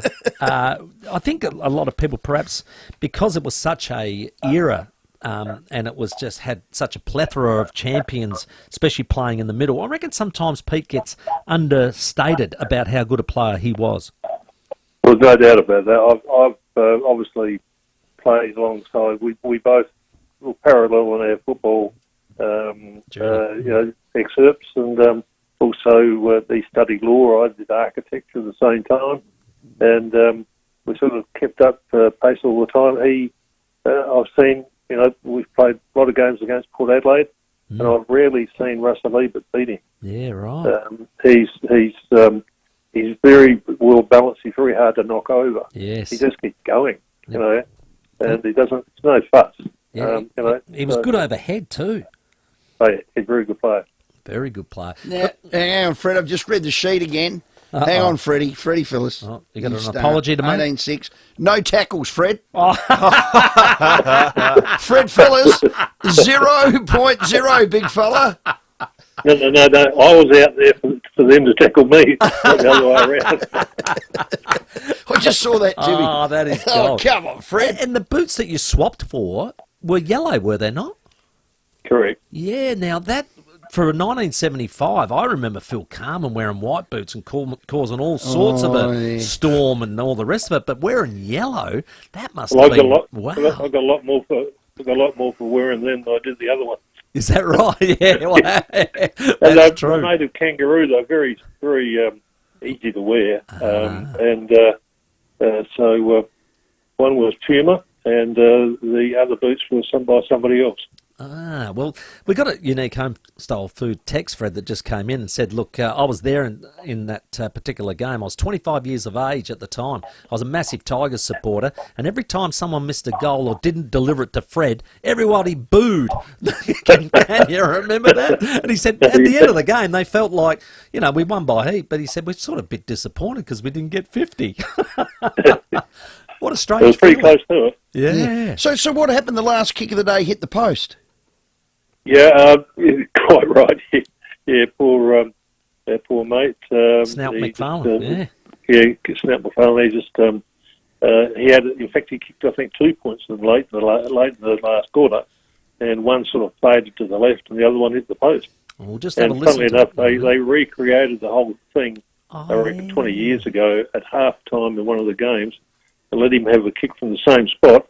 He hit the bloody post again. Oh, that's funny. Oh, that's funny. Oh, in a recreation. That is unreal. Yeah, the recreation. That's amazing. Let's just have a listen to the moment. Over it goes, taken across there by McFarlane. McFarlane lines up the goals. It's on its way. It's hit the post. That was stunning. That must have just ripped the heart out of everyone. I think a bit greedy, though. Please, 50 goals. God, blimey, that's amazing. What are you doing with yourself now, Fred? Sorry? What are you doing with yourself now, buddy? Well, I've been an architect for a few years, but I'm having a bit of a rest at the moment on Kangaroo Island. Oh, beautiful. And, bought some land over here and doing a bit of fishing, Emu Bay for lunch yesterday, having a swim. So, apologies. Yeah, it's not terrible. It's not terrible. What do you get amongst the whiting out there, Fred? Correct, yeah. In fact, it's Central District's connection with, the Kangaroo Island fishing that I actually did the architecture work on their new club rooms many years ago. Oh, wow. Okay. And I got, was very friendly with the people there and Tony Casserly and the others. And then I used to go on fishing trips with them to Kangaroo Island. Oh, good on you. And so there's a fair, funny sort of connection association there, but very friendly. And this was just a bit embarrassing. What do you do? Well, I hope you did it for free because of that 18-goal haul you did against them. You bring it as a tax deduction. Classic. Well, mate, thank you very much Fred. for reliving it with us. It was an incredible day, 50 years almost since it happened, but an amazing score, and gee whiz, wasn't football free scoring back in that era. Just absolutely loved it. Hey, Fred, really appreciate your time, buddy. Thanks, guys. That is Fred Phyllis, the legend. He could play. I've done 18 goals, 6 that day. Did forget, you didn't mention his 17 marks that he took as well. So an amazing player, a big favourite down there at the Bay. 49-23, 317 defeated Central 11-13-79 in round 17, 1975. First full forward to win a McGarry, would that be right? Yeah, I reckon you're dead right. 1969, correct. Yeah, and then Scotty Hodges won one. Did any other full forwards? 1990. Ooh, that's a not good full question. forward. You'd say Robin was a forward, No, but not more full forward. not full forward. I reckon those two, yeah. They'd be the only two. Good call. The jumbo should have, could have, would have. Yeah, over the border, Lockett, of course. And Lockett. Yeah. Rare air. There you go. Freddie Phillips, rare air. Always brought to us by Walco. The best thing you can do for your pool right now is to get a locally made Walco pool blanket. It will keep your water clean, warm, stop evaporation. I got mine on now. It's doing a great job. Walco.com.au. Let's see what's happening on your roads. Couple of Bengals to look out for on the drive home. One at Richmond, Milner Road near the Footy Oval. Another one at Kilkenny, Torrens Road at David Terrace. And urgent works at Kilburn, slowing things up. Green Junction Road near Churchill Road. Busy right now, South Road, Edwardstown, slow, Brighton Road, Glenelg, east with a camera, Penfold Road at Wattle Park. Would your car pass the Petters brake, steering and suspension check? If you're not sure, you can just check it with Petters for only $28. Book in today at petters.com.au. Adelaide's most accurate traffic on 5AA. Rowey and Timmy G on the 5AA Sports Show. James Blunt is returning for his 2025 Australian Back to Bedlam Tour. You're beautiful. After a sold-out national tour in 2024, James Blunt returns to AEC Arena on Tuesday the 28th of October for one incredible night. Want to be there? Keep it on 5AA for your chance to win tickets or grab yours now at destroyalllines.com. James Blunt, Back to Bedlam 2025 Australian Tour, proudly presented by 5AA, always Adelaide. At IGA, great value is easy to find. Like Quilton toilet tissue, 3-ply, 18-pack, only $9 each. IGA, you can't beat local. Offer ends March 11. Participating stores only. Excludes Foodland. Today I'm talking to Tracy, who is one of Arbor Vitae's many happy customers. Hi, Tracy. Hello, Lee. When did you start taking Arbor Vitae and what for? I'm a cake maker by trade and suffered with sore hands for years, which is a common issue for my fellow bakers. They know how debilitating it is. A friend suggested I tried Arbor Vitae, and I can't believe how well it's worked for me. What benefits have you noticed from Arbor Vitae? It was after my second bottle that I noticed the difference. My pain has all but disappeared. It's like a magic potion.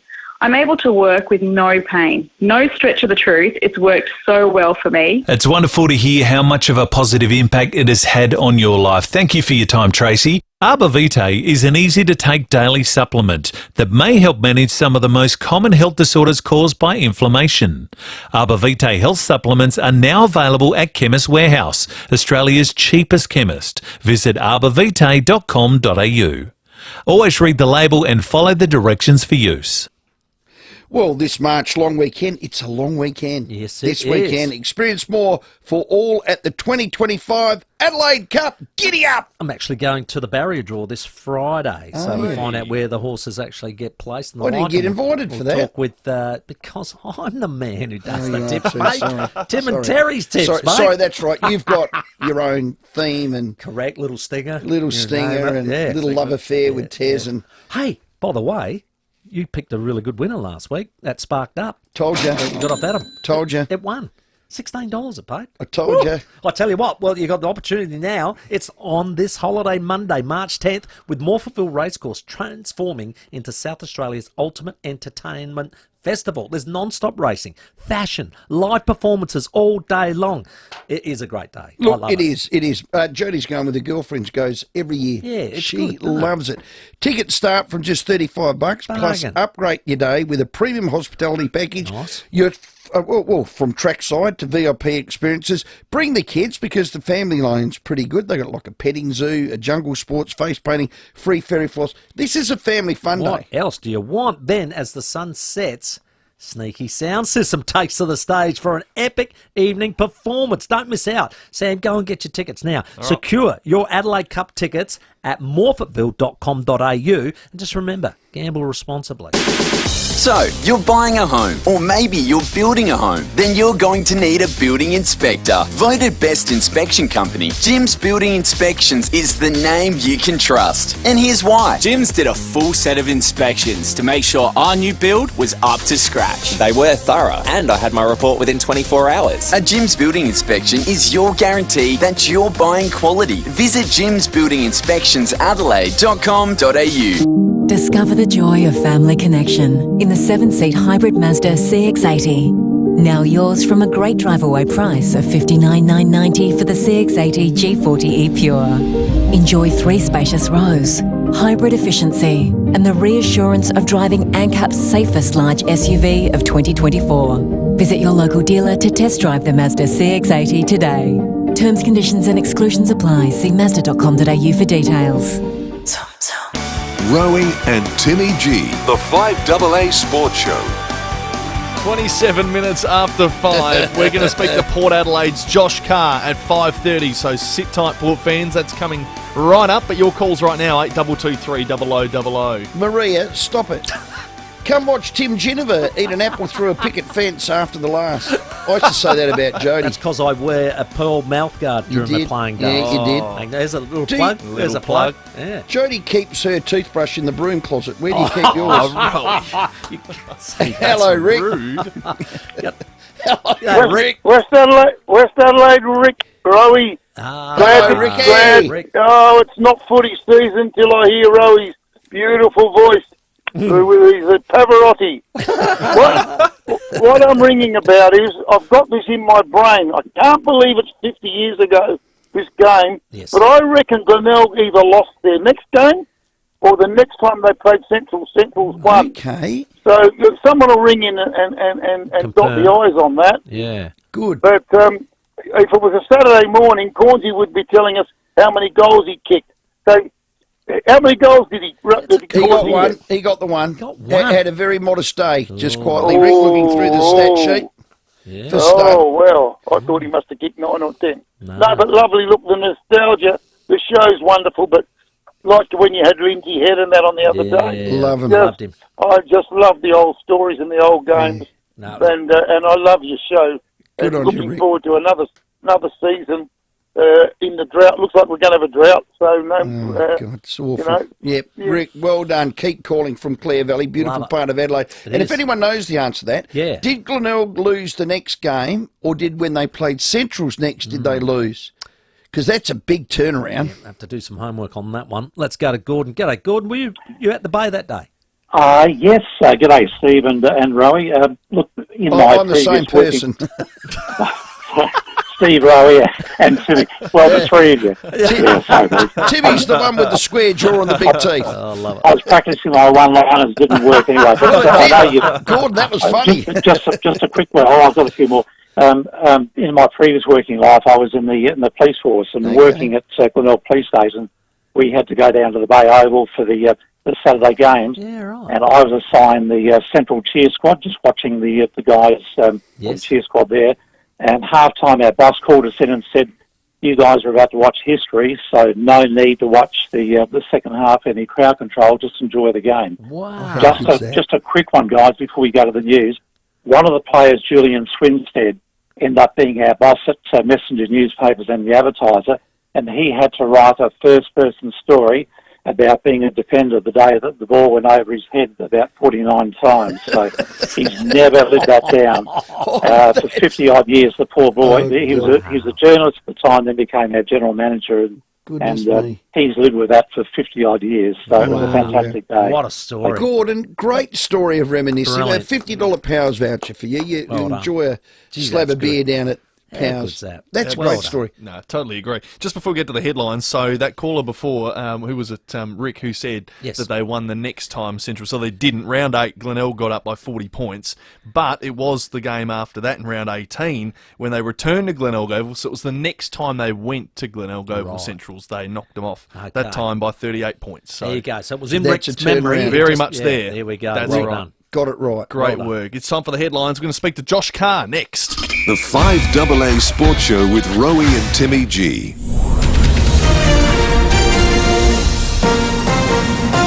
This is 5AA News. Always Adelaide. Good evening, Mel Usher with the latest news headlines.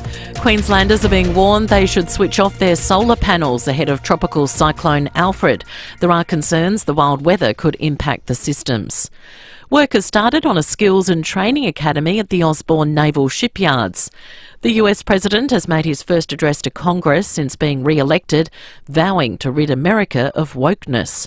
And in sport, last night's loss to India in the Champions Trophy was Steve Smith's last ODI appearance for Australia.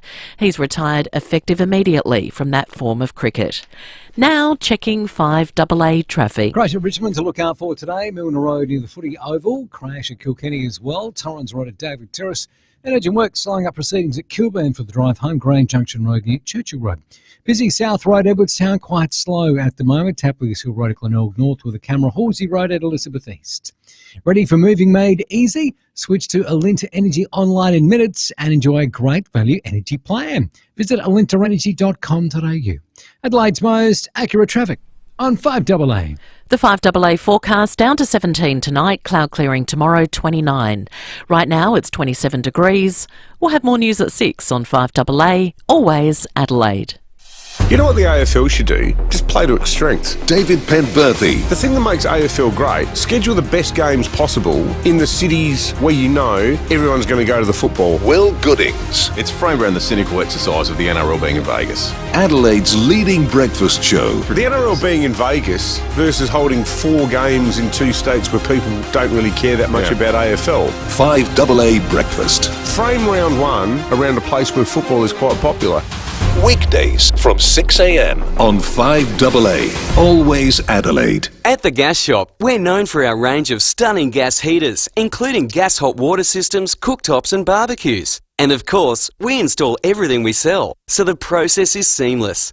But we're also your air conditioning people, stocking and installing the best brands. Use that cool voice again.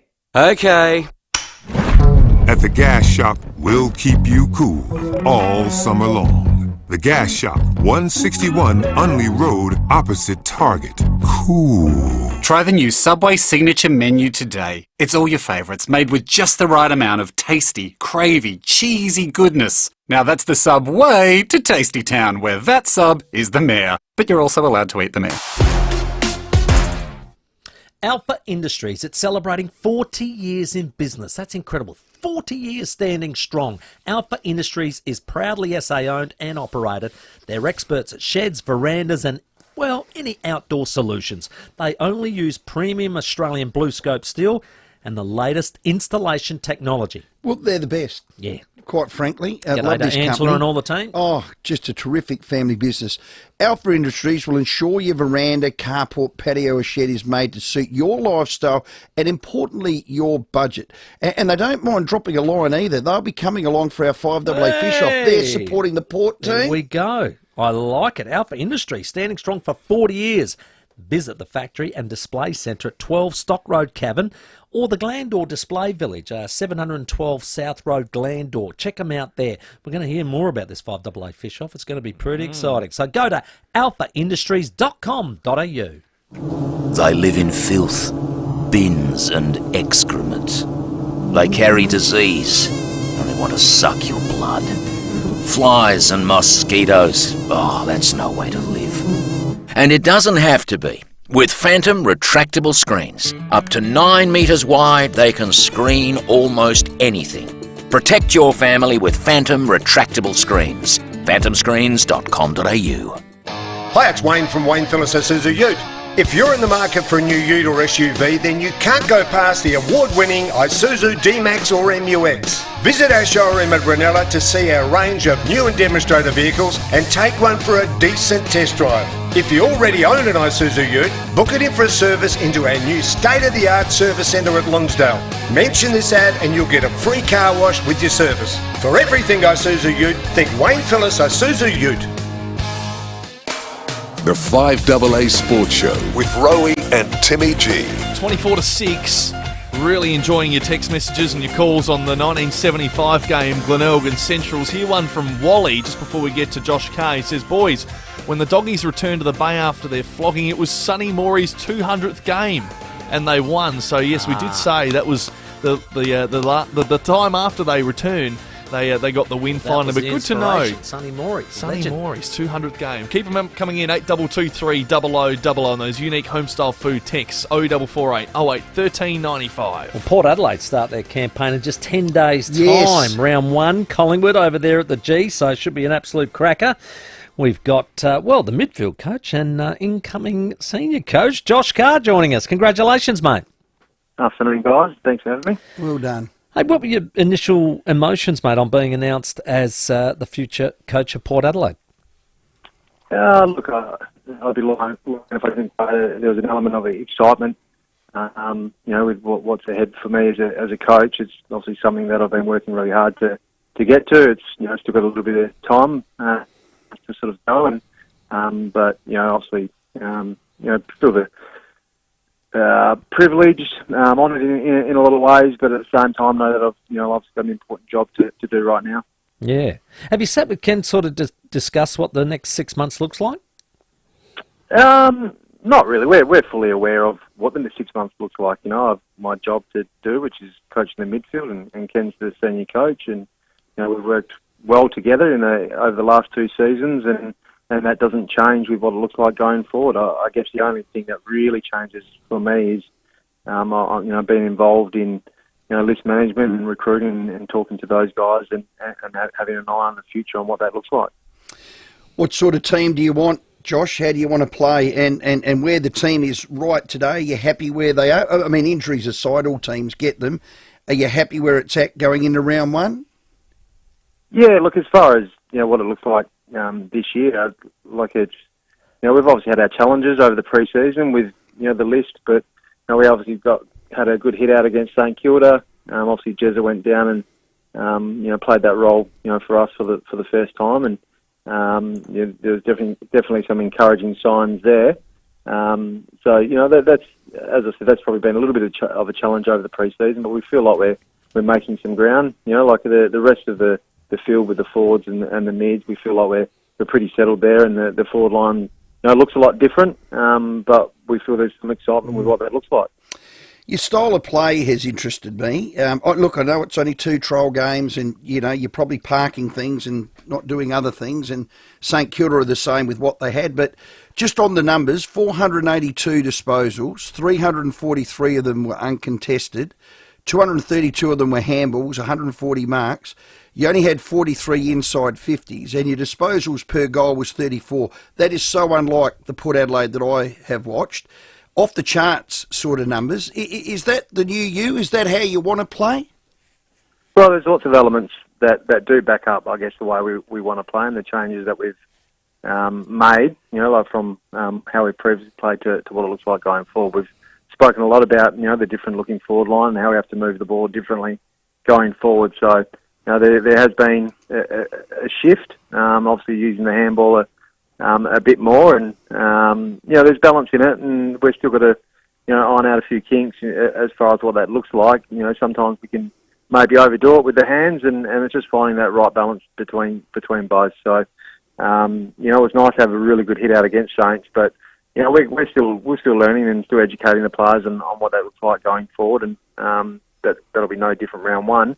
There's 4 points on the line, and we want to get as close to our style play as we can, knowing that we've introduced something newer, and that there's going to be still some things that we need to work on. So we would expect to see more of that uncontested type of game, linked up handball. We did notice a lot more forward handballs. So there'll be an adjustment with that. Are you happy where that's at? Yeah, we're happy with the improvement, and we're happy with what in that St Kilda game we're able to see some really good passages of play, but understanding that we've only had a small sample size against opposition, knowing what that looks like. So we're fully aware that there's still lots of areas of improvement with what that game looks like. I spoke with Chad Corns last week and spoke about Joe Berry and how exciting he looks as a prospect for us. And I said to him, would there be any chance perhaps of some midfield time for him with his high forward role? He said, not at this stage. So he's the forward coach. I thought I'd ask the midfield coach the same question. Yeah, look, we're pretty settled on Bez being a forward, right now and learning his craft there. And, rather than throwing another layer into what he has to think about in regards to his football, we think if he can embed his role right now as a forward, that's really important. One, for his development, but two, for the team. You did well, mate. You answered well.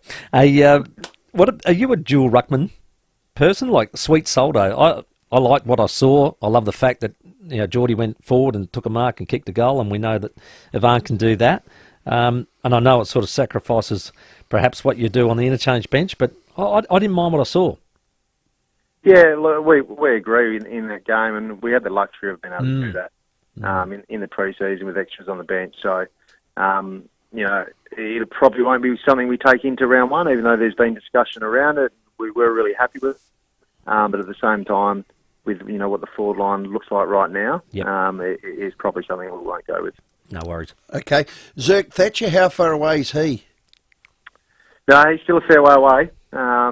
He was a pretty sort of significant, thing that he had done with his back. So, I think it was like around 10 weeks, 10 plus weeks. It's probably still looking around that sort of number, maybe a little bit more to get right. We've got to be careful with it and make sure that we get it right. Radaglia? He's looking really positive. So he's had a really good week as far as we've upped his lows with his running, and his knees pulling up well. We'd expect by the end of next week he'll be into training. We're still looking at around, I guess next week's round one. So, at the moment we've got marked round 1 or 2, probably leaning more towards round 2, I'd say. Okay. No Houston, you got a plan for him? Sorry, was that Dan? Without him? You got no Houston, so have you got a plan against him? Look, we haven't discussed that right now. We'll prepare against Collingwood like would prepare, or against Dan like would prepare against any team. He's a really good player, and he'll be running off half back, and we understand what that looks like. So when we prepare for Collingwood, I'm sure there's an element of Dan in it, but it's not because it's Dan; it's because it's Collingwood. Zach Butter's out, of course, and Chad told us that all the other guys will be doing extra work. Meady seems like he always starts on the wing and then it goes through.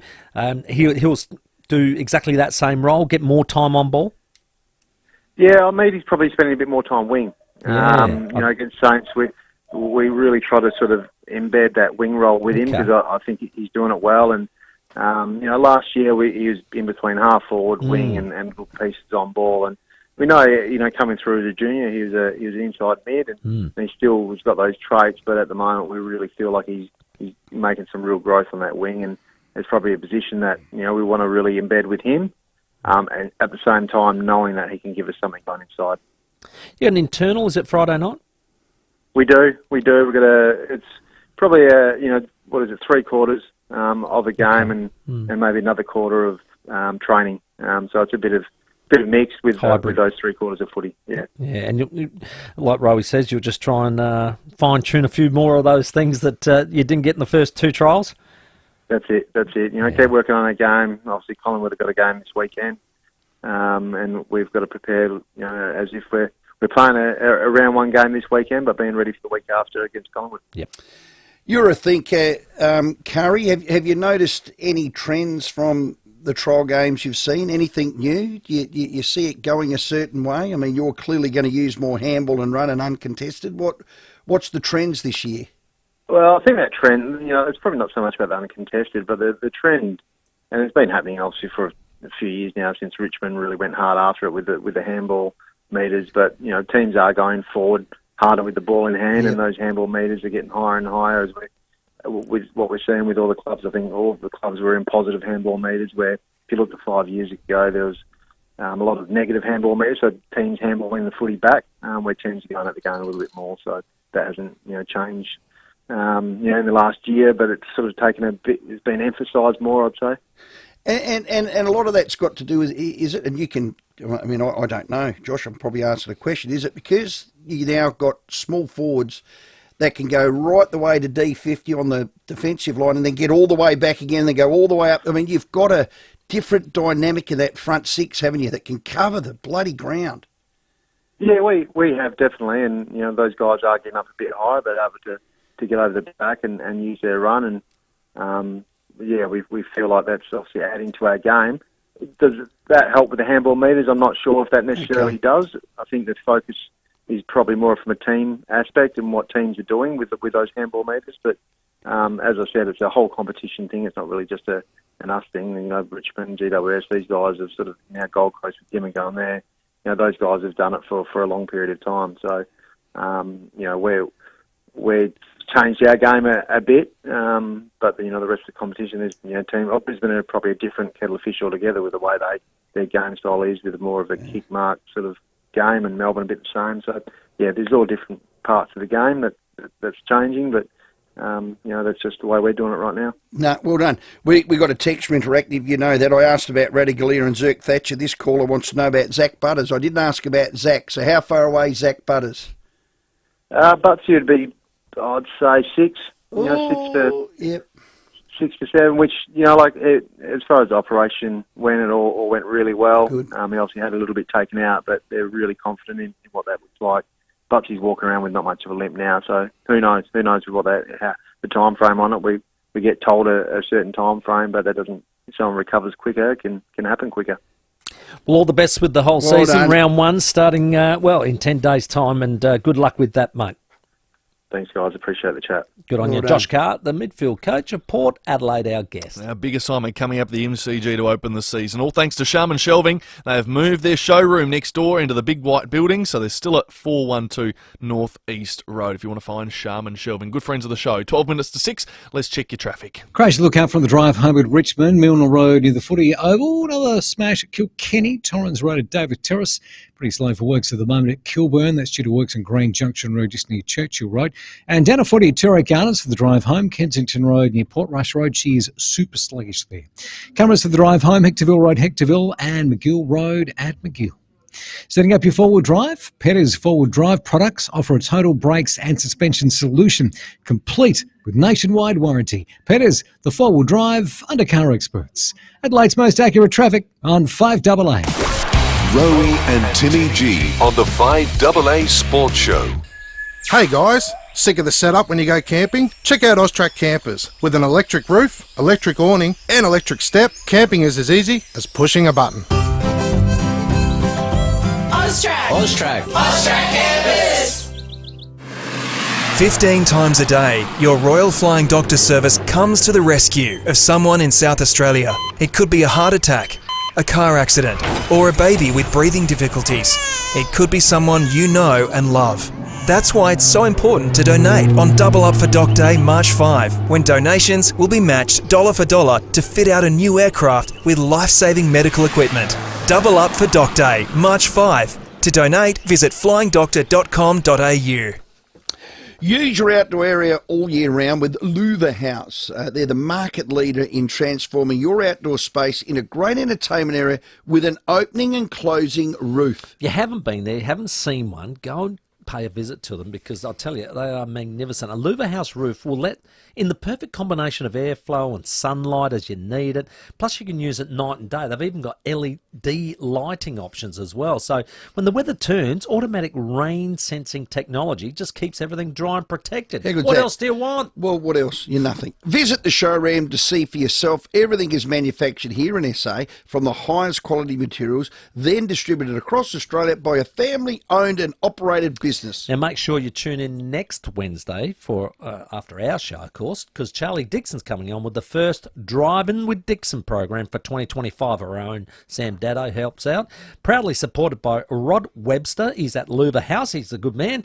Call him today and organise a free, no obligation design, measuring quote. They'll even come and see you. No probs. See the light with Louver House. Visit louverhouse.com.au. One fall, one moment could change everything. Alone and unable to call for help, what happens next? Your loved ones shouldn't have to face that terrifying question. Care Alert's personal alert system is here to provide peace of mind and a lifeline when seconds matter most. Don't wait for the unthinkable to happen. Call 1300 75 85 95 or visit carealert.com.au today. Care Alert, because every moment counts.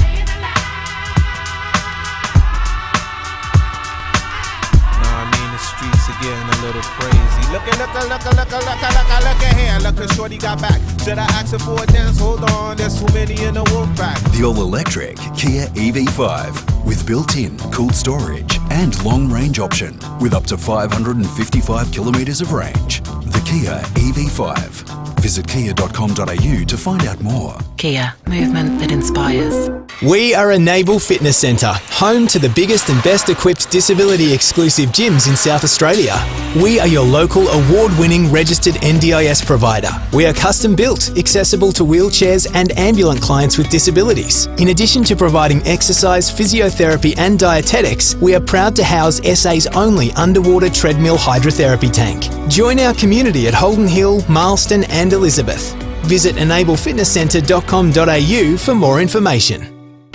Rowey and Timmy G, the 5AA Sports Show. 8 minutes to 6. Aidan Murphy, SA track athlete. They have the state champs coming up at SA Athletic Stadium this weekend. He will join us after 6 o'clock. Still time for your calls, 8223 0000. A lot of people on the text line saying, well said, Josh, they loved his interview. He's your next coach at the end of the year.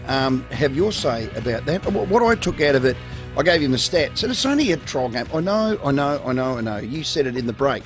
You didn't get enough of it versus Crows. You got too much of it versus Saints, yeah. So there's going to be some tweaking there, but it sounds like they want to play a more uncontested, running, linking handball game. Now, with that midfield, you can certainly do that. They've got the skill to do so.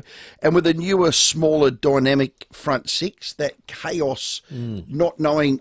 You got where you're going. And I reckon you played some really good footy with that. Yeah, and that's what I was saying in the pre-season. Remember I said to you, what am I looking forward to? I'm looking forward to what we do inside 50. And that last kick's the one you've got to get better. Which I must admit, Berry and Richards have already shown, I think, that they can add a bit there. My word. Well, they can get up and down the ground. We said that to Josh. I'm just a bit concerned, 34 possessions per goal, that ain't going to win you a final. Yeah, I think they'd identify that and say, hey, boys, word. We're on the right track, but we overused it. All good. Good one. Let's go to Marion. G'day, Sam. Good day, Timmy, my favourite magpie, apart from Milan Faletic. Yeah, I remember there was a game in 1994 at Prospect, Timmy, and we were down by 5 goals, I reckon, at three-quarter time, and we ended up kicking 10 goals and winning by 5 goals. And I think Scotty Hodges ran amok in that last quarter. Do you recall that? Sam, I do. My memory, I think it was 1993, it was quite muddy in the middle. And they had a big ruckman called Rosenboom who was dominating. And in the last quarter, Jack was very frustrated. And he took Darren Mead from centre-half back, who could leap. And he said, you get in the middle. And he said, and just smash it out of the centre, because you couldn't get it out of that mud, and it was bogged. He said, you get up there and you smash it out of the middle. And he got up there and smashed it out of the middle. And we kicked 13, Sam. Well, there you go. But that 94 one, you check out the three-quarter time score in 94 and then the full-time score. Okay, yeah. Well, we must have 2 good days there, Sam. Well done, mate. Jack. Yeah. It always comes back. I mean, that's he's a classic. He's got a Malcolm Blight brain. Yeah. Just smash it out of there. And Meady did smash it out of there, and he did. And Meady had an incredible leap. He just jumped up, and Rosenboom had rucked all day by himself. I remember that Rosenboom rooster. Yeah. That was a great day. Hello, Johnny. Hello, boys. Hey, buddy. My memory of arguably the greatest player of the scene, along with Wayne Carey, would be Garrett Senior, when he kicked 14 goals in a losing side against Essendon in the Melbourne Cricket Ground. He's the most talented player of the scene. Whether he's the best or not, he's clearly the most talented. Hang on, Johnny. Hang on. He kicked 14, they lost. Yeah, I'm pretty sure, because Paul Cameron kicked 10. Wow. Paul Cameron kicked 10. Round 6, 1993. Wow. Yeah, Garrett Senior kicked 14 and lost.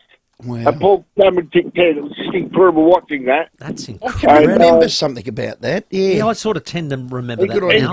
Him and Wayne Carey would be the best 2 players I've ever seen. Yeah, I used to stay up Friday nights just to watch Wayne Carey. Friday night football Johnny, the Kangaroos.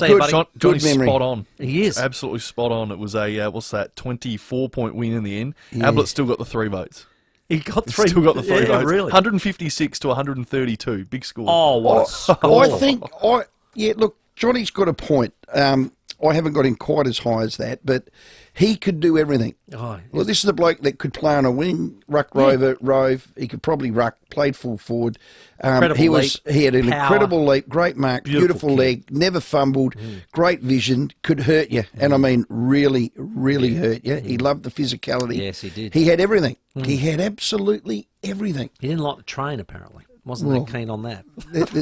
There's not much point when you're that good. It's a bit like Lee Matthews. They said, Lee, yeah. you never tackled. He said, why would I tackle when I want to get the ball? I already got the ball. I've got the ball. Exactly right. John Barnes. Can't tackle myself. John Barnes, who played at Geelong for a long time, I remember working with him, and I asked him a lot of Gary Ablett stories, and he just said, he wasn't that keen on training, Timmy. No. Wasn't that keen. He might rock up Thursday.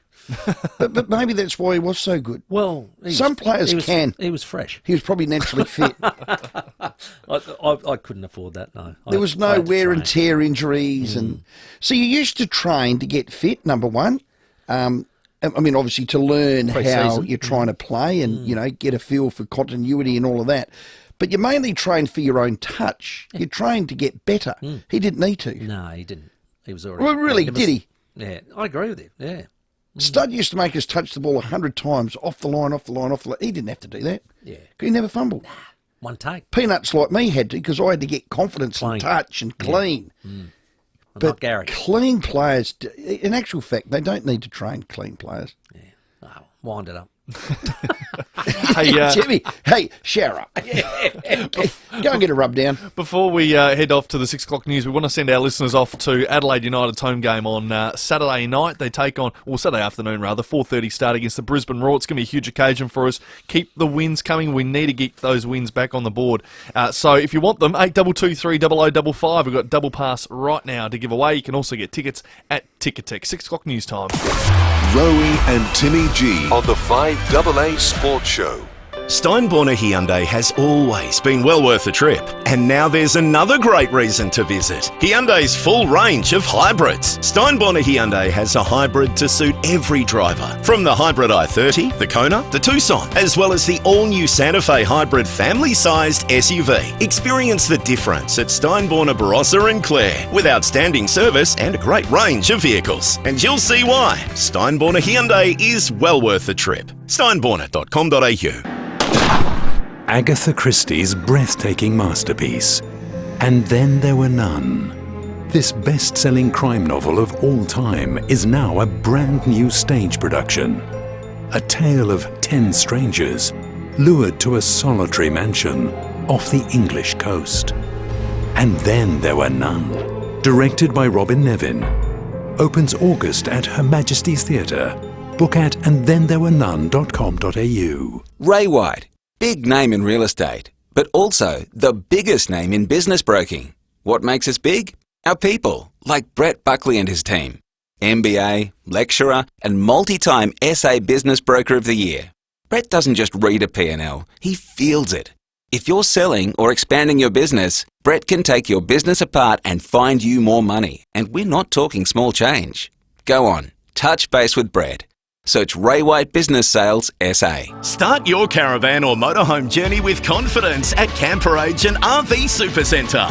For a limited time, we're offering massive savings and 3-year extended warranty on eligible pre-owned motorhomes from Kia and Talbot. There's also great savings across our huge range of brands, including Winnebago, Windsor, Corrimal and Adria. Make 2025 your best year ever.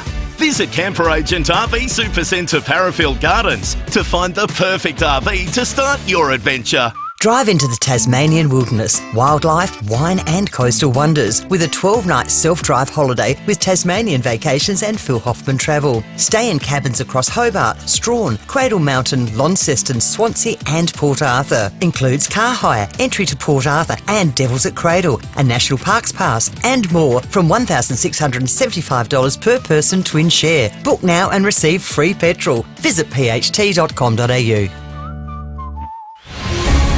Local news and information first. This is 5AA News. Always Adelaide. Down to 17 tonight, cloud clearing tomorrow 29. With the 6 o'clock news, I'm Mel Usher. Book your tickets for Live Golf on Singapore's Sentosa Island, March 14 to 16. livegolf.com. Preparations are in full swing in southeast Queensland and northern New South Wales as tropical cyclone Alfred moves closer. The Deputy Prime Minister says the Defence Force is ready to assist.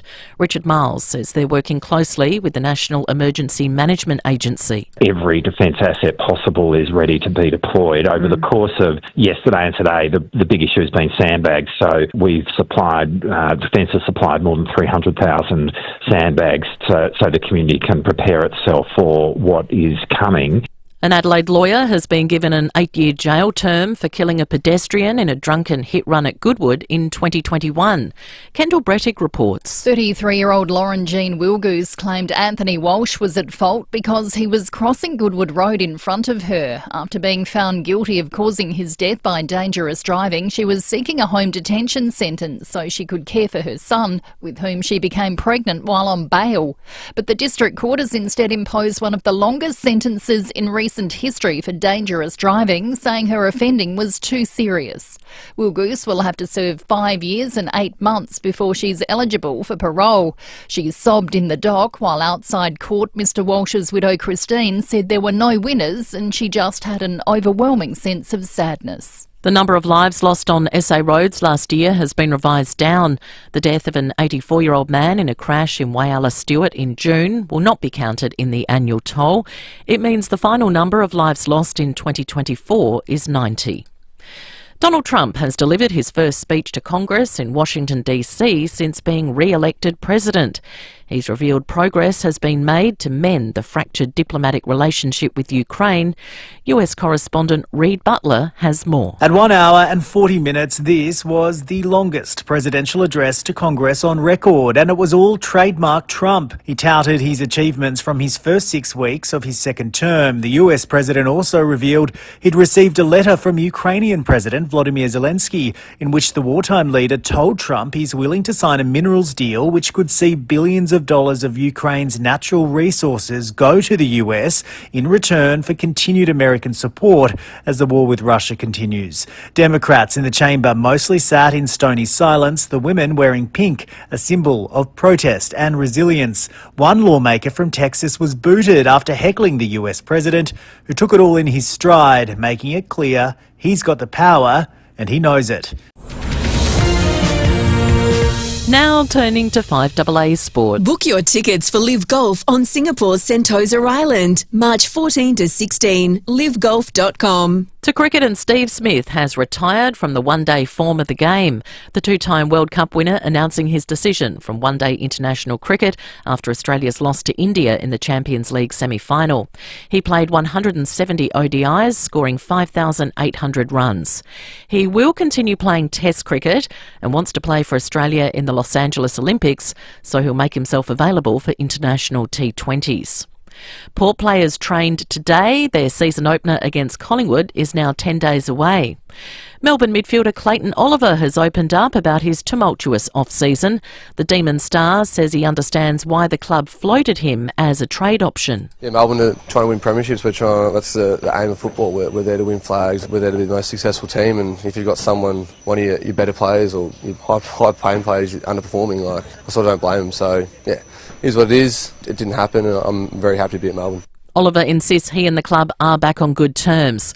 And former CEO of the Adelaide Football Club and Carlton Football Club, Stephen Trigg, has been elected unopposed to the South Australian Football Commission. Now checking 5AA traffic. At Richmond, a crash, Milner Road near the Footy Oval, a crash at Kilkenny, Torrens Road at David Terrace, Kilburn, urgent works on Grand Junction Road near Churchill Road, and we are slow at the moment at Tirrike Gardens for works down to 40 Ks there, Kensington Road near Portrush Road. Camera lookout for 2 on the drive home, Osmond Terrace at Norwood. Need a facelift for your business? Quick Copy is giving away $5,000 of signage to 5 lucky businesses. Enter now at wemakepossible.com.au. T's and C's apply. Adelaide's most accurate traffic on 5AA. Now the 5AA weather. Get the Toyota Forklift Advantage. Visit toyotamaterialhandling.com.au. Dropping to 17 overnight, cloud clearing for your Thursday, 29, Friday sunny and 33, Saturday sunny and 36. Right now it's 26 degrees. Now let's hear what's happening on 9 News Tonight. Thank you, I'm Kate Collins. Tonight's headlines. A former lawyer has been jailed over a drunk hit-run crash which killed a respected psychologist. No trace of a man missing in dense scrub in SA South East. And the average household is spending $3,000 a year on gambling. And don't worry, you haven't missed the news. Start over on 9 now as soon as you're home. Stay informed, get involved. 5AA, always Adelaide. Rowey and Timmy G, the 5AA Sports Show. 6 minutes after 6 here on this Wednesday evening. Hopefully you're enjoying your drive home. 8223 0000 is the number. We've got plenty of time for your call still on the show. We'll talk SA Athletics very shortly with, of course, sprinter Aidan Murphy set to be a part of the SA Athletics State Championships down there at Mile End this weekend. And, of course, your calls 8223 0000. Now, if you like Australian rules football, I think a lot of us do in this state, well, the quirkiness of Australian rules football, the stories that you might not have heard, might come out in this Fringe show. It's at the Rhino Room, just here in Perry Street. It's going to be on Saturday, 8th of March, this Saturday, and Sunday, the 9th of March, 131 Perry Street, the Rhino Room. It is called The Completely Incomplete History of Australian Rules Football. I love it. Michael Chamberlain, welcome. Timmy, Rowey, how are you guys? Excellent, mate. Very kind of you. Yeah, no worries at all, mate. Now, we all love our footy, of course, but how'd you get the idea for this show? I was reading a book about the inventor of the game, Tom Wheels. So he is basically Australia's version of Forrest Gump. Like, he shows up in like 4 or 5 remarkable moments of Australian history. Yeah. Like even weird things like he went to the same school as the bloke who invented rugby. So you think about that, like rugby, a game played all around the world, and then you have Australian rules, a game played all around Australia and in Shanghai. Like, it's big stuff. And so eventually in 1858 he invented the game. He wanted to go and create a game that kept the cricketers fit during the winter. Yes. And I'd like to think that it's funny that his name would have been lost to the winds of time if he just invented indoor cricket. But it was the first ever game. It was between two private schools in Melbourne. It was in what is now the car park of the MCG. It was a bit of a scrum, a bit of a scrimmage. The only rule being, kick the ball through the goals. A little problem with that, the ground was 800 metres long. Wow. So in modern terms, that is the equivalent of 3 Aaron Sanderlands and 1 Mason Cox. So the game went for 3 days. It was a 1-1 draw. They agreed to shake hands, went into the rooms. Brian Taylor came in and did Roaming Brian. It was an amazing day. Oh, that's funny. I love it, Michael. Hey, Michael, Timmy G, my co-host here, did a Fringe show. Do you need any tips? Didn't have to bring that up. Oh.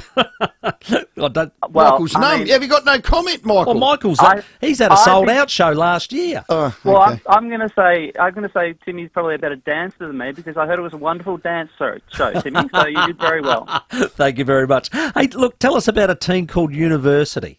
Yeah, so University was a team that lasted for about 7 years in the early 1900s. They were a bit rubbish. They were a bit like the Gold Coast Suns of the early 1900s. But it was not their fault entirely because they were amateurs, so they couldn't go out and buy better players. And then on top of that, in order to play for university, you had to have a university degree or be studying at a university. Now, I don't mean any offence, Rowey, but when I think footballers, I don't exactly think commitment to education. I'm just saying Barry Hall was once asked in the pre-season, what do you want to achieve this year? He said, I want to kick 60 or 70 goals, whichever comes first. Dane Swan once said, I can kick with my left foot, I can kick with my right foot. I suppose you could say I'm amphibious. Yeah, he did. And this is perfect, Warwick Kappa. He said, my sister's about to have a baby, but I'm not sure yet if I'm going to be an auntie or an uncle. So that's what we're doing. The Wiz would say that. I reckon he would. That is brilliant. I love that. Hey, what are some of the teams that have been proposed over the years? Like, I read somewhere you said something about there was, and I had a distant memory of it. There was some crazy rich people that were trying to put together some bizarre team. Absolutely. So they wanted to get a team in the 1980s. These wealthy businessmen from the 1980s wanted to relocate a Melbourne team to LA. Wow. They wanted to play at the LA Coliseum, which fits 100,000 people, so they were pretty ambitious. Yeah. And they had clauses saying that in keeping with the Australian theme, the players would get about LA wearing Akubra hats. And I presume at the same time they'd be holding a Chico roll and a pluck of duck doll. But I love the idea of a team out of LA right now. I mean, you think about it, Vegas, just an hour away. We get Dustin Martin out of retirement, team captain, Jordan DeGoey, vice captain, super coach, Campbell Brown, and a board made up of the West Coast Eagles premiership team from 2006. Ouch. It's going to be a good show. It's going to be a good show. Hey, talk us about, Ted Whitfield from the 1940s. Ted You learned a bit about him, yeah? He was the South Melbourne player from the 1940s. A bit of a Stevie J type of character, like a bit flashy, a beat of a different drum. His pre-game ritual from the age of 16 was to drink half a dozen beers, and then he'd have another 2 at half-time, and then presumably at three-quarter time he'd have a kebab because he's pretty off his face. But he got suspended in the 1945 grand final for 15 months. Wow. 15 months. He was a naughty boy. He attempted to strike the goal umpire. He then he ran away, and the goal umpire tried to take his number, and he lifted up the jumper and covered up his number, and so that's a reportable offence apparently. And I hate to say this while people are in their cars, maybe kids are in the car, but he also got reported for time wasting. He was a dirty dog. He was a dirty dog. And he got 15 months. He got fired by the Swans. He got banned from attending Swans Home's game, but he didn't care because they didn't serve beer. So he was fine. God, that's funny. Michael Chamberlain, the completely incomplete history of Australian rules footy. Love it. You come across to me as you might possibly be a Hawthorn supporter. Well, look, I mean, us Hawthorn supporters, we're known to be humble. We're known, I mean, obviously the Hawks, played out of their skins last year. At the minute, pre-season, I'm very worried about the three-peat. I'm worried about the three-peat. I mean, obviously we'll go back-to-back, but I'm worried about the three-peat. So I actually went to my first ever game at Adelaide Oval for that Port Hawthorn semi-final last year, which was absolutely amazing, possibly the loudest game I've ever been to. I loved it so much. And I loved the Ken Hinkley stuff at the end. Like, we're now arch rivals. Yeah. And then on top of that, I love the idea that the AFL just went, Ken Hinkley, that's disgraceful. You can't do that. Here's a 20 grand fine. By the way, we're going to make it the biggest game of gather round. Yeah. Everybody come and watch. That is unreal. Well, all he really did was put his arms out like a plane and went brum brum. It was a bit like Timmy's Fringe show, doing mime, doing dance, doing their records. I'm glad you came, Michael. Hey, mate, there must be so much material that you can tap into just by reading history. You'd be going, wow, there's another story, there's another story, and then you add, obviously, your little bits on it, which I love, but that must be such fun doing the history on it. It's been the most fun show I've ever worked on. Like, you do straight stand-up, you've got to think about why you're saying this. And I'm telling stories that it's 190 years of stories. And you kind of go, well, they've been around for 190 years because they're already interesting stories. Yeah. So it's really just me adding jokes to them. And it's so cool. Like, the age range, I've met, like, audience members who are 13. The oldest is, like, 84. And, like, everybody from every different, age group comes along. And then there's a little bit of swearing. That's okay. Yeah. But yeah, like, it's just like, and the best bit, too, as well, like, sometimes, like, I'll drop a fact. And, like, you can hear it's not meant to be funny, but you see the crowd kind of mouth, wow. Yeah. Or they kind of, they go, oh, my God. Yeah. Even, like, I dropped, like, there's about 4 or 5 facts about Tom Wheels at the top of the show. When I dropped the main one, there was a lady last year in the crowd who just went, are you joking? I'm like, no, this is all real. Hang on, go back a bit. Did you say you're going to drop a fact or a fat? Fact. Fact. Michael, come on.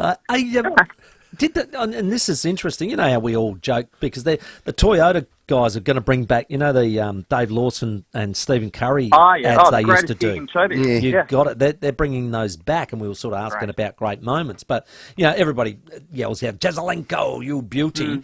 Up there, Kazali, which, the famous song was written back in 1979. Now, was that actually a catch cry back in the day or not? That was the catch cry back in the 20s. It was. But actually, because I do talk about Australian rules and war, and it's absolutely genuinely fascinating. Like, troops in World War II used to shout up there Kazali as a bit of a rallying cry. Wow. There was a soldier that rode home from Libya, and he said that the sign to attack wasn't a pistol or a whistle.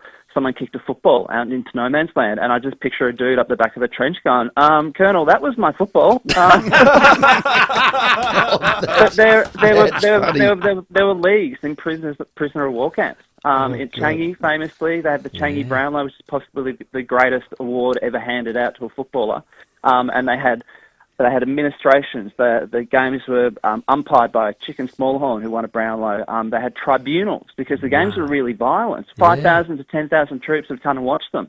And they even had recruiters. So they couldn't pay money, so they paid in food. So one guy said that he got offered 3 extra bowls of rice to join another team. Now, we all know Buddy Franklin went to the Swans for $10 million, but it was the 3 extra bowls of rice that got him over the line. Hawthorn couldn't match it.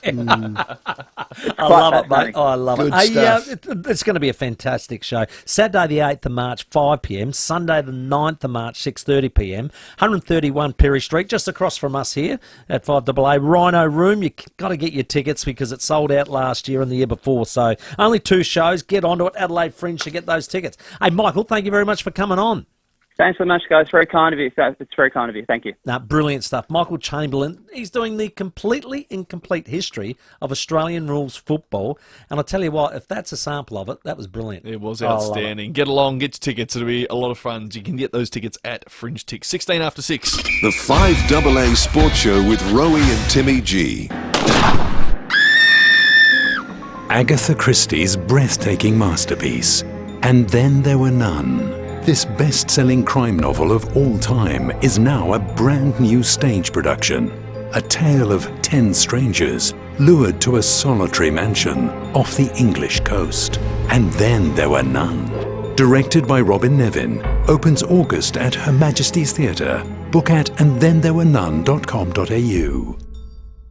We all know the Gyms Group. Gyms mowing, cleaning, dog wash. Well, here's something you might not know, but should before you buy a home. Gyms also does building inspections. Yep, Gyms Building Inspections is home to Australia's largest team of qualified inspectors. They also do asbestos checks, depreciation schedules, home health checks, commercial inspections, and more. So don't buy a home without a gym. Visit gymsbuildinginspectionsadelaide.com.au or call 131546 today. Recapture your sense of adventure today in the award-winning RAV4 at the new Jarvis Toyota Brighton Road, Somerton Park. With class-leading safety as standard, enjoy improved fuel economy with RAV4's leading 2-wheel drive or all-wheel drive hybrid electric models. RAV4 is in stock and ready to go. Come and experience the difference and take a test drive today at the new Jarvis Toyota Brighton Road, Somerton Park. A farmer injured on a remote station. A child with a snake bite. A motor vehicle accident. Anywhere in South Australia, your Royal Flying Doctor Service is there to help, but they can't do their life-saving work without your help. March 5 is Double Up for the Doc Day, where your donation will be matched dollar for dollar by some very generous partners. Make double the difference on Double Up for the Doc Day, March 5. Visit flyingdoctor.com.au. This 14th to the 16th of March, the Aussies are taking over Singapore's favourite resort. There's still time for you to join them. See the follow-up to the epic Live Golf Adelaide and enjoy one last big summer party on the stunning Sentosa Island. Cheer Cam Smith's All-Australian Ripper GC before a packed-out concert from our very own Vance Joy. With reefs, jungles and parties by the beach, this is the perfect excuse for a last-minute escape. Grab your tickets at livegolf.com. The Australian Government's Future Made in Australia plan will create a stronger economy by making more things across our country. We'll make more of Australia's natural advantages and turn critical minerals into cleaner energy. We're investing in you to learn new skills and in manufacturing and technology to create well-paid jobs and a more secure future for everyone. That's a future made in Australia. To find out more about the plan, search Future Made in Australia. Authorised by the Australian Government, Canberra. The 5AA Sports Show with Rowey and Timmy G. 20 minutes after 6, Crows and Port fans, stick around. You've still got Josh Carr to come and Murray Davis from your footy clubs ahead of the new season, which is only just over a week away. Well, the Smart South Australian Athletics Championship at SA Athletic Stadium is this weekend. Entry is free for spectators. We've watched this lad grow up in front of our eyes. Yes. He's a speed machine. We work with his dad. We speak of Aidan Murphy. Aidan, welcome. Hey lads, how we going? Big weekend. Yeah, mate. Yeah, you know the deal. 1 and 2. So, yeah. Hey, 1 and 2. How are your times? Yeah, they're looking pretty good, mate. Had a pretty good training block this time around. So, gone sub 21 just last week. hopefully I'll carry through that momentum into the upcoming state champs. So, okay. The 100, the 200, the 400, what are you going to do? All of them or mainly the men's 200? Hey, look, I've entered myself for the triple, but I'm definitely locked in for that 1 and 2. And if I can get up for that 400 on Monday, I reckon I'll do it. But yeah, definitely the 1 and 2. What keeps driving you, Aiden? Because it can be a lonely sport, this one. You're on your own, you have a coach, you have meets, you see people, get injured, you've been injured, you've had times, and what keeps driving you to be great at this particular sport? Yeah, man, I mean, that's a really good question. I've sort of just had to keep going through it, and in doing that, just a little bit of perseverance, I've actually started enjoying the sport again. It's tough, but, when you do get it right, it just makes it, really worth it. So I've had a couple of times across the last 12 months where I felt that, and, even reliving that just keeps me going, mate. I remember speaking with some swimmers, Aidan, and they said when you're swimming like the shorter distances, the hundreds and 200s, you're dealing in sort of microseconds that you're trying to improve on, and sprinting is very similar. And you're trying to knock off, 0.05 and 0.08 and this sort of margins, and it's such a tiny room for error. There's not a lot of room for error, is there? Nah, not really, mate. Especially on the start, you know how important that is. So, and in that sense, it's really like swimming. We try and get those times down as far as we can. So, obviously, those last few milliseconds as we approach, that those world records do get pretty tough, Yes, yeah. Now, you mentioned the 400. I'm quite surprised that you were able to go across that whole range, because the 100 and 200 a lot of people do. But then to extend out to the 4 is quite a feather in your cap to be able to do that. My distance, 4. It was your distance? Good. 4 metres. 4 metres. I like that. But I'm surprised that you can do all 3 disciplines. That's quite a feather in your cap. Yeah, look, it's really nice because I can sort of train for all 3, and they do actually link in with one another if you get it right. Right. But it's just sort of almost pure luck that I can train for all of them and do well across all of them. But obviously, when it comes down to it, personal best is a lot better than the 2. But yeah, doing all 3 keeps me going, man. Like getting that 400 around obviously hurts a bit. We'd love to see you do one in the end, Timmy and Rowey. I reckon I'd love to see a paid event versus you two, but well, if you want to see hurt, that's what that's what you'll see. Yeah, I'm just imagining it now. That last 100 is going to be brutal. Mate. I just bought a Vespa. I'm happy to do it on that. I reckon I'd beat have a couple of beers again for you. Yeah. Hey, we got the World Athletics Championships in 25 in Tokyo. That'll be a short-term goal for you, Aiden. Yeah, absolutely, mate. And also, just before that, there's the World Uni Games in July. That's in Germany. I've already got a qualifier in that, so I'll be heading over to there. So, if worst case comes to worst, then just the World Uni Games. But for sure, aiming for that, Tokyo again. And even the possibility of getting on a relay team is pretty high. We've got some really good 100 and 400 meter athletes coming through in Australia, which is really exciting. So honestly, I'll be keen to see if we can put together a team. Excellent. You're a well put together lad, Aiden Murphy. Now, have you finished growing? Do you reckon that's it? I have to come in and you tell me, but I reckon I finally stopped, to be honest with you. But yeah, as soon as I head over to Nana's from a Thursday night, man, I keep growing a little bit. Yeah, that's the way to do it. So how tall are you now? I'm 6'4", like dead on. Wow. So, yeah. And how much do you weigh? 79.8 kilos, thereabouts. So, Goodness. Just under 80. That's all muscle. Lean, mean, running machine. What's your body fat to fat ratio, whatever that thing is? BMI. Look, I've been told it's around 6.5%, but Goodness me.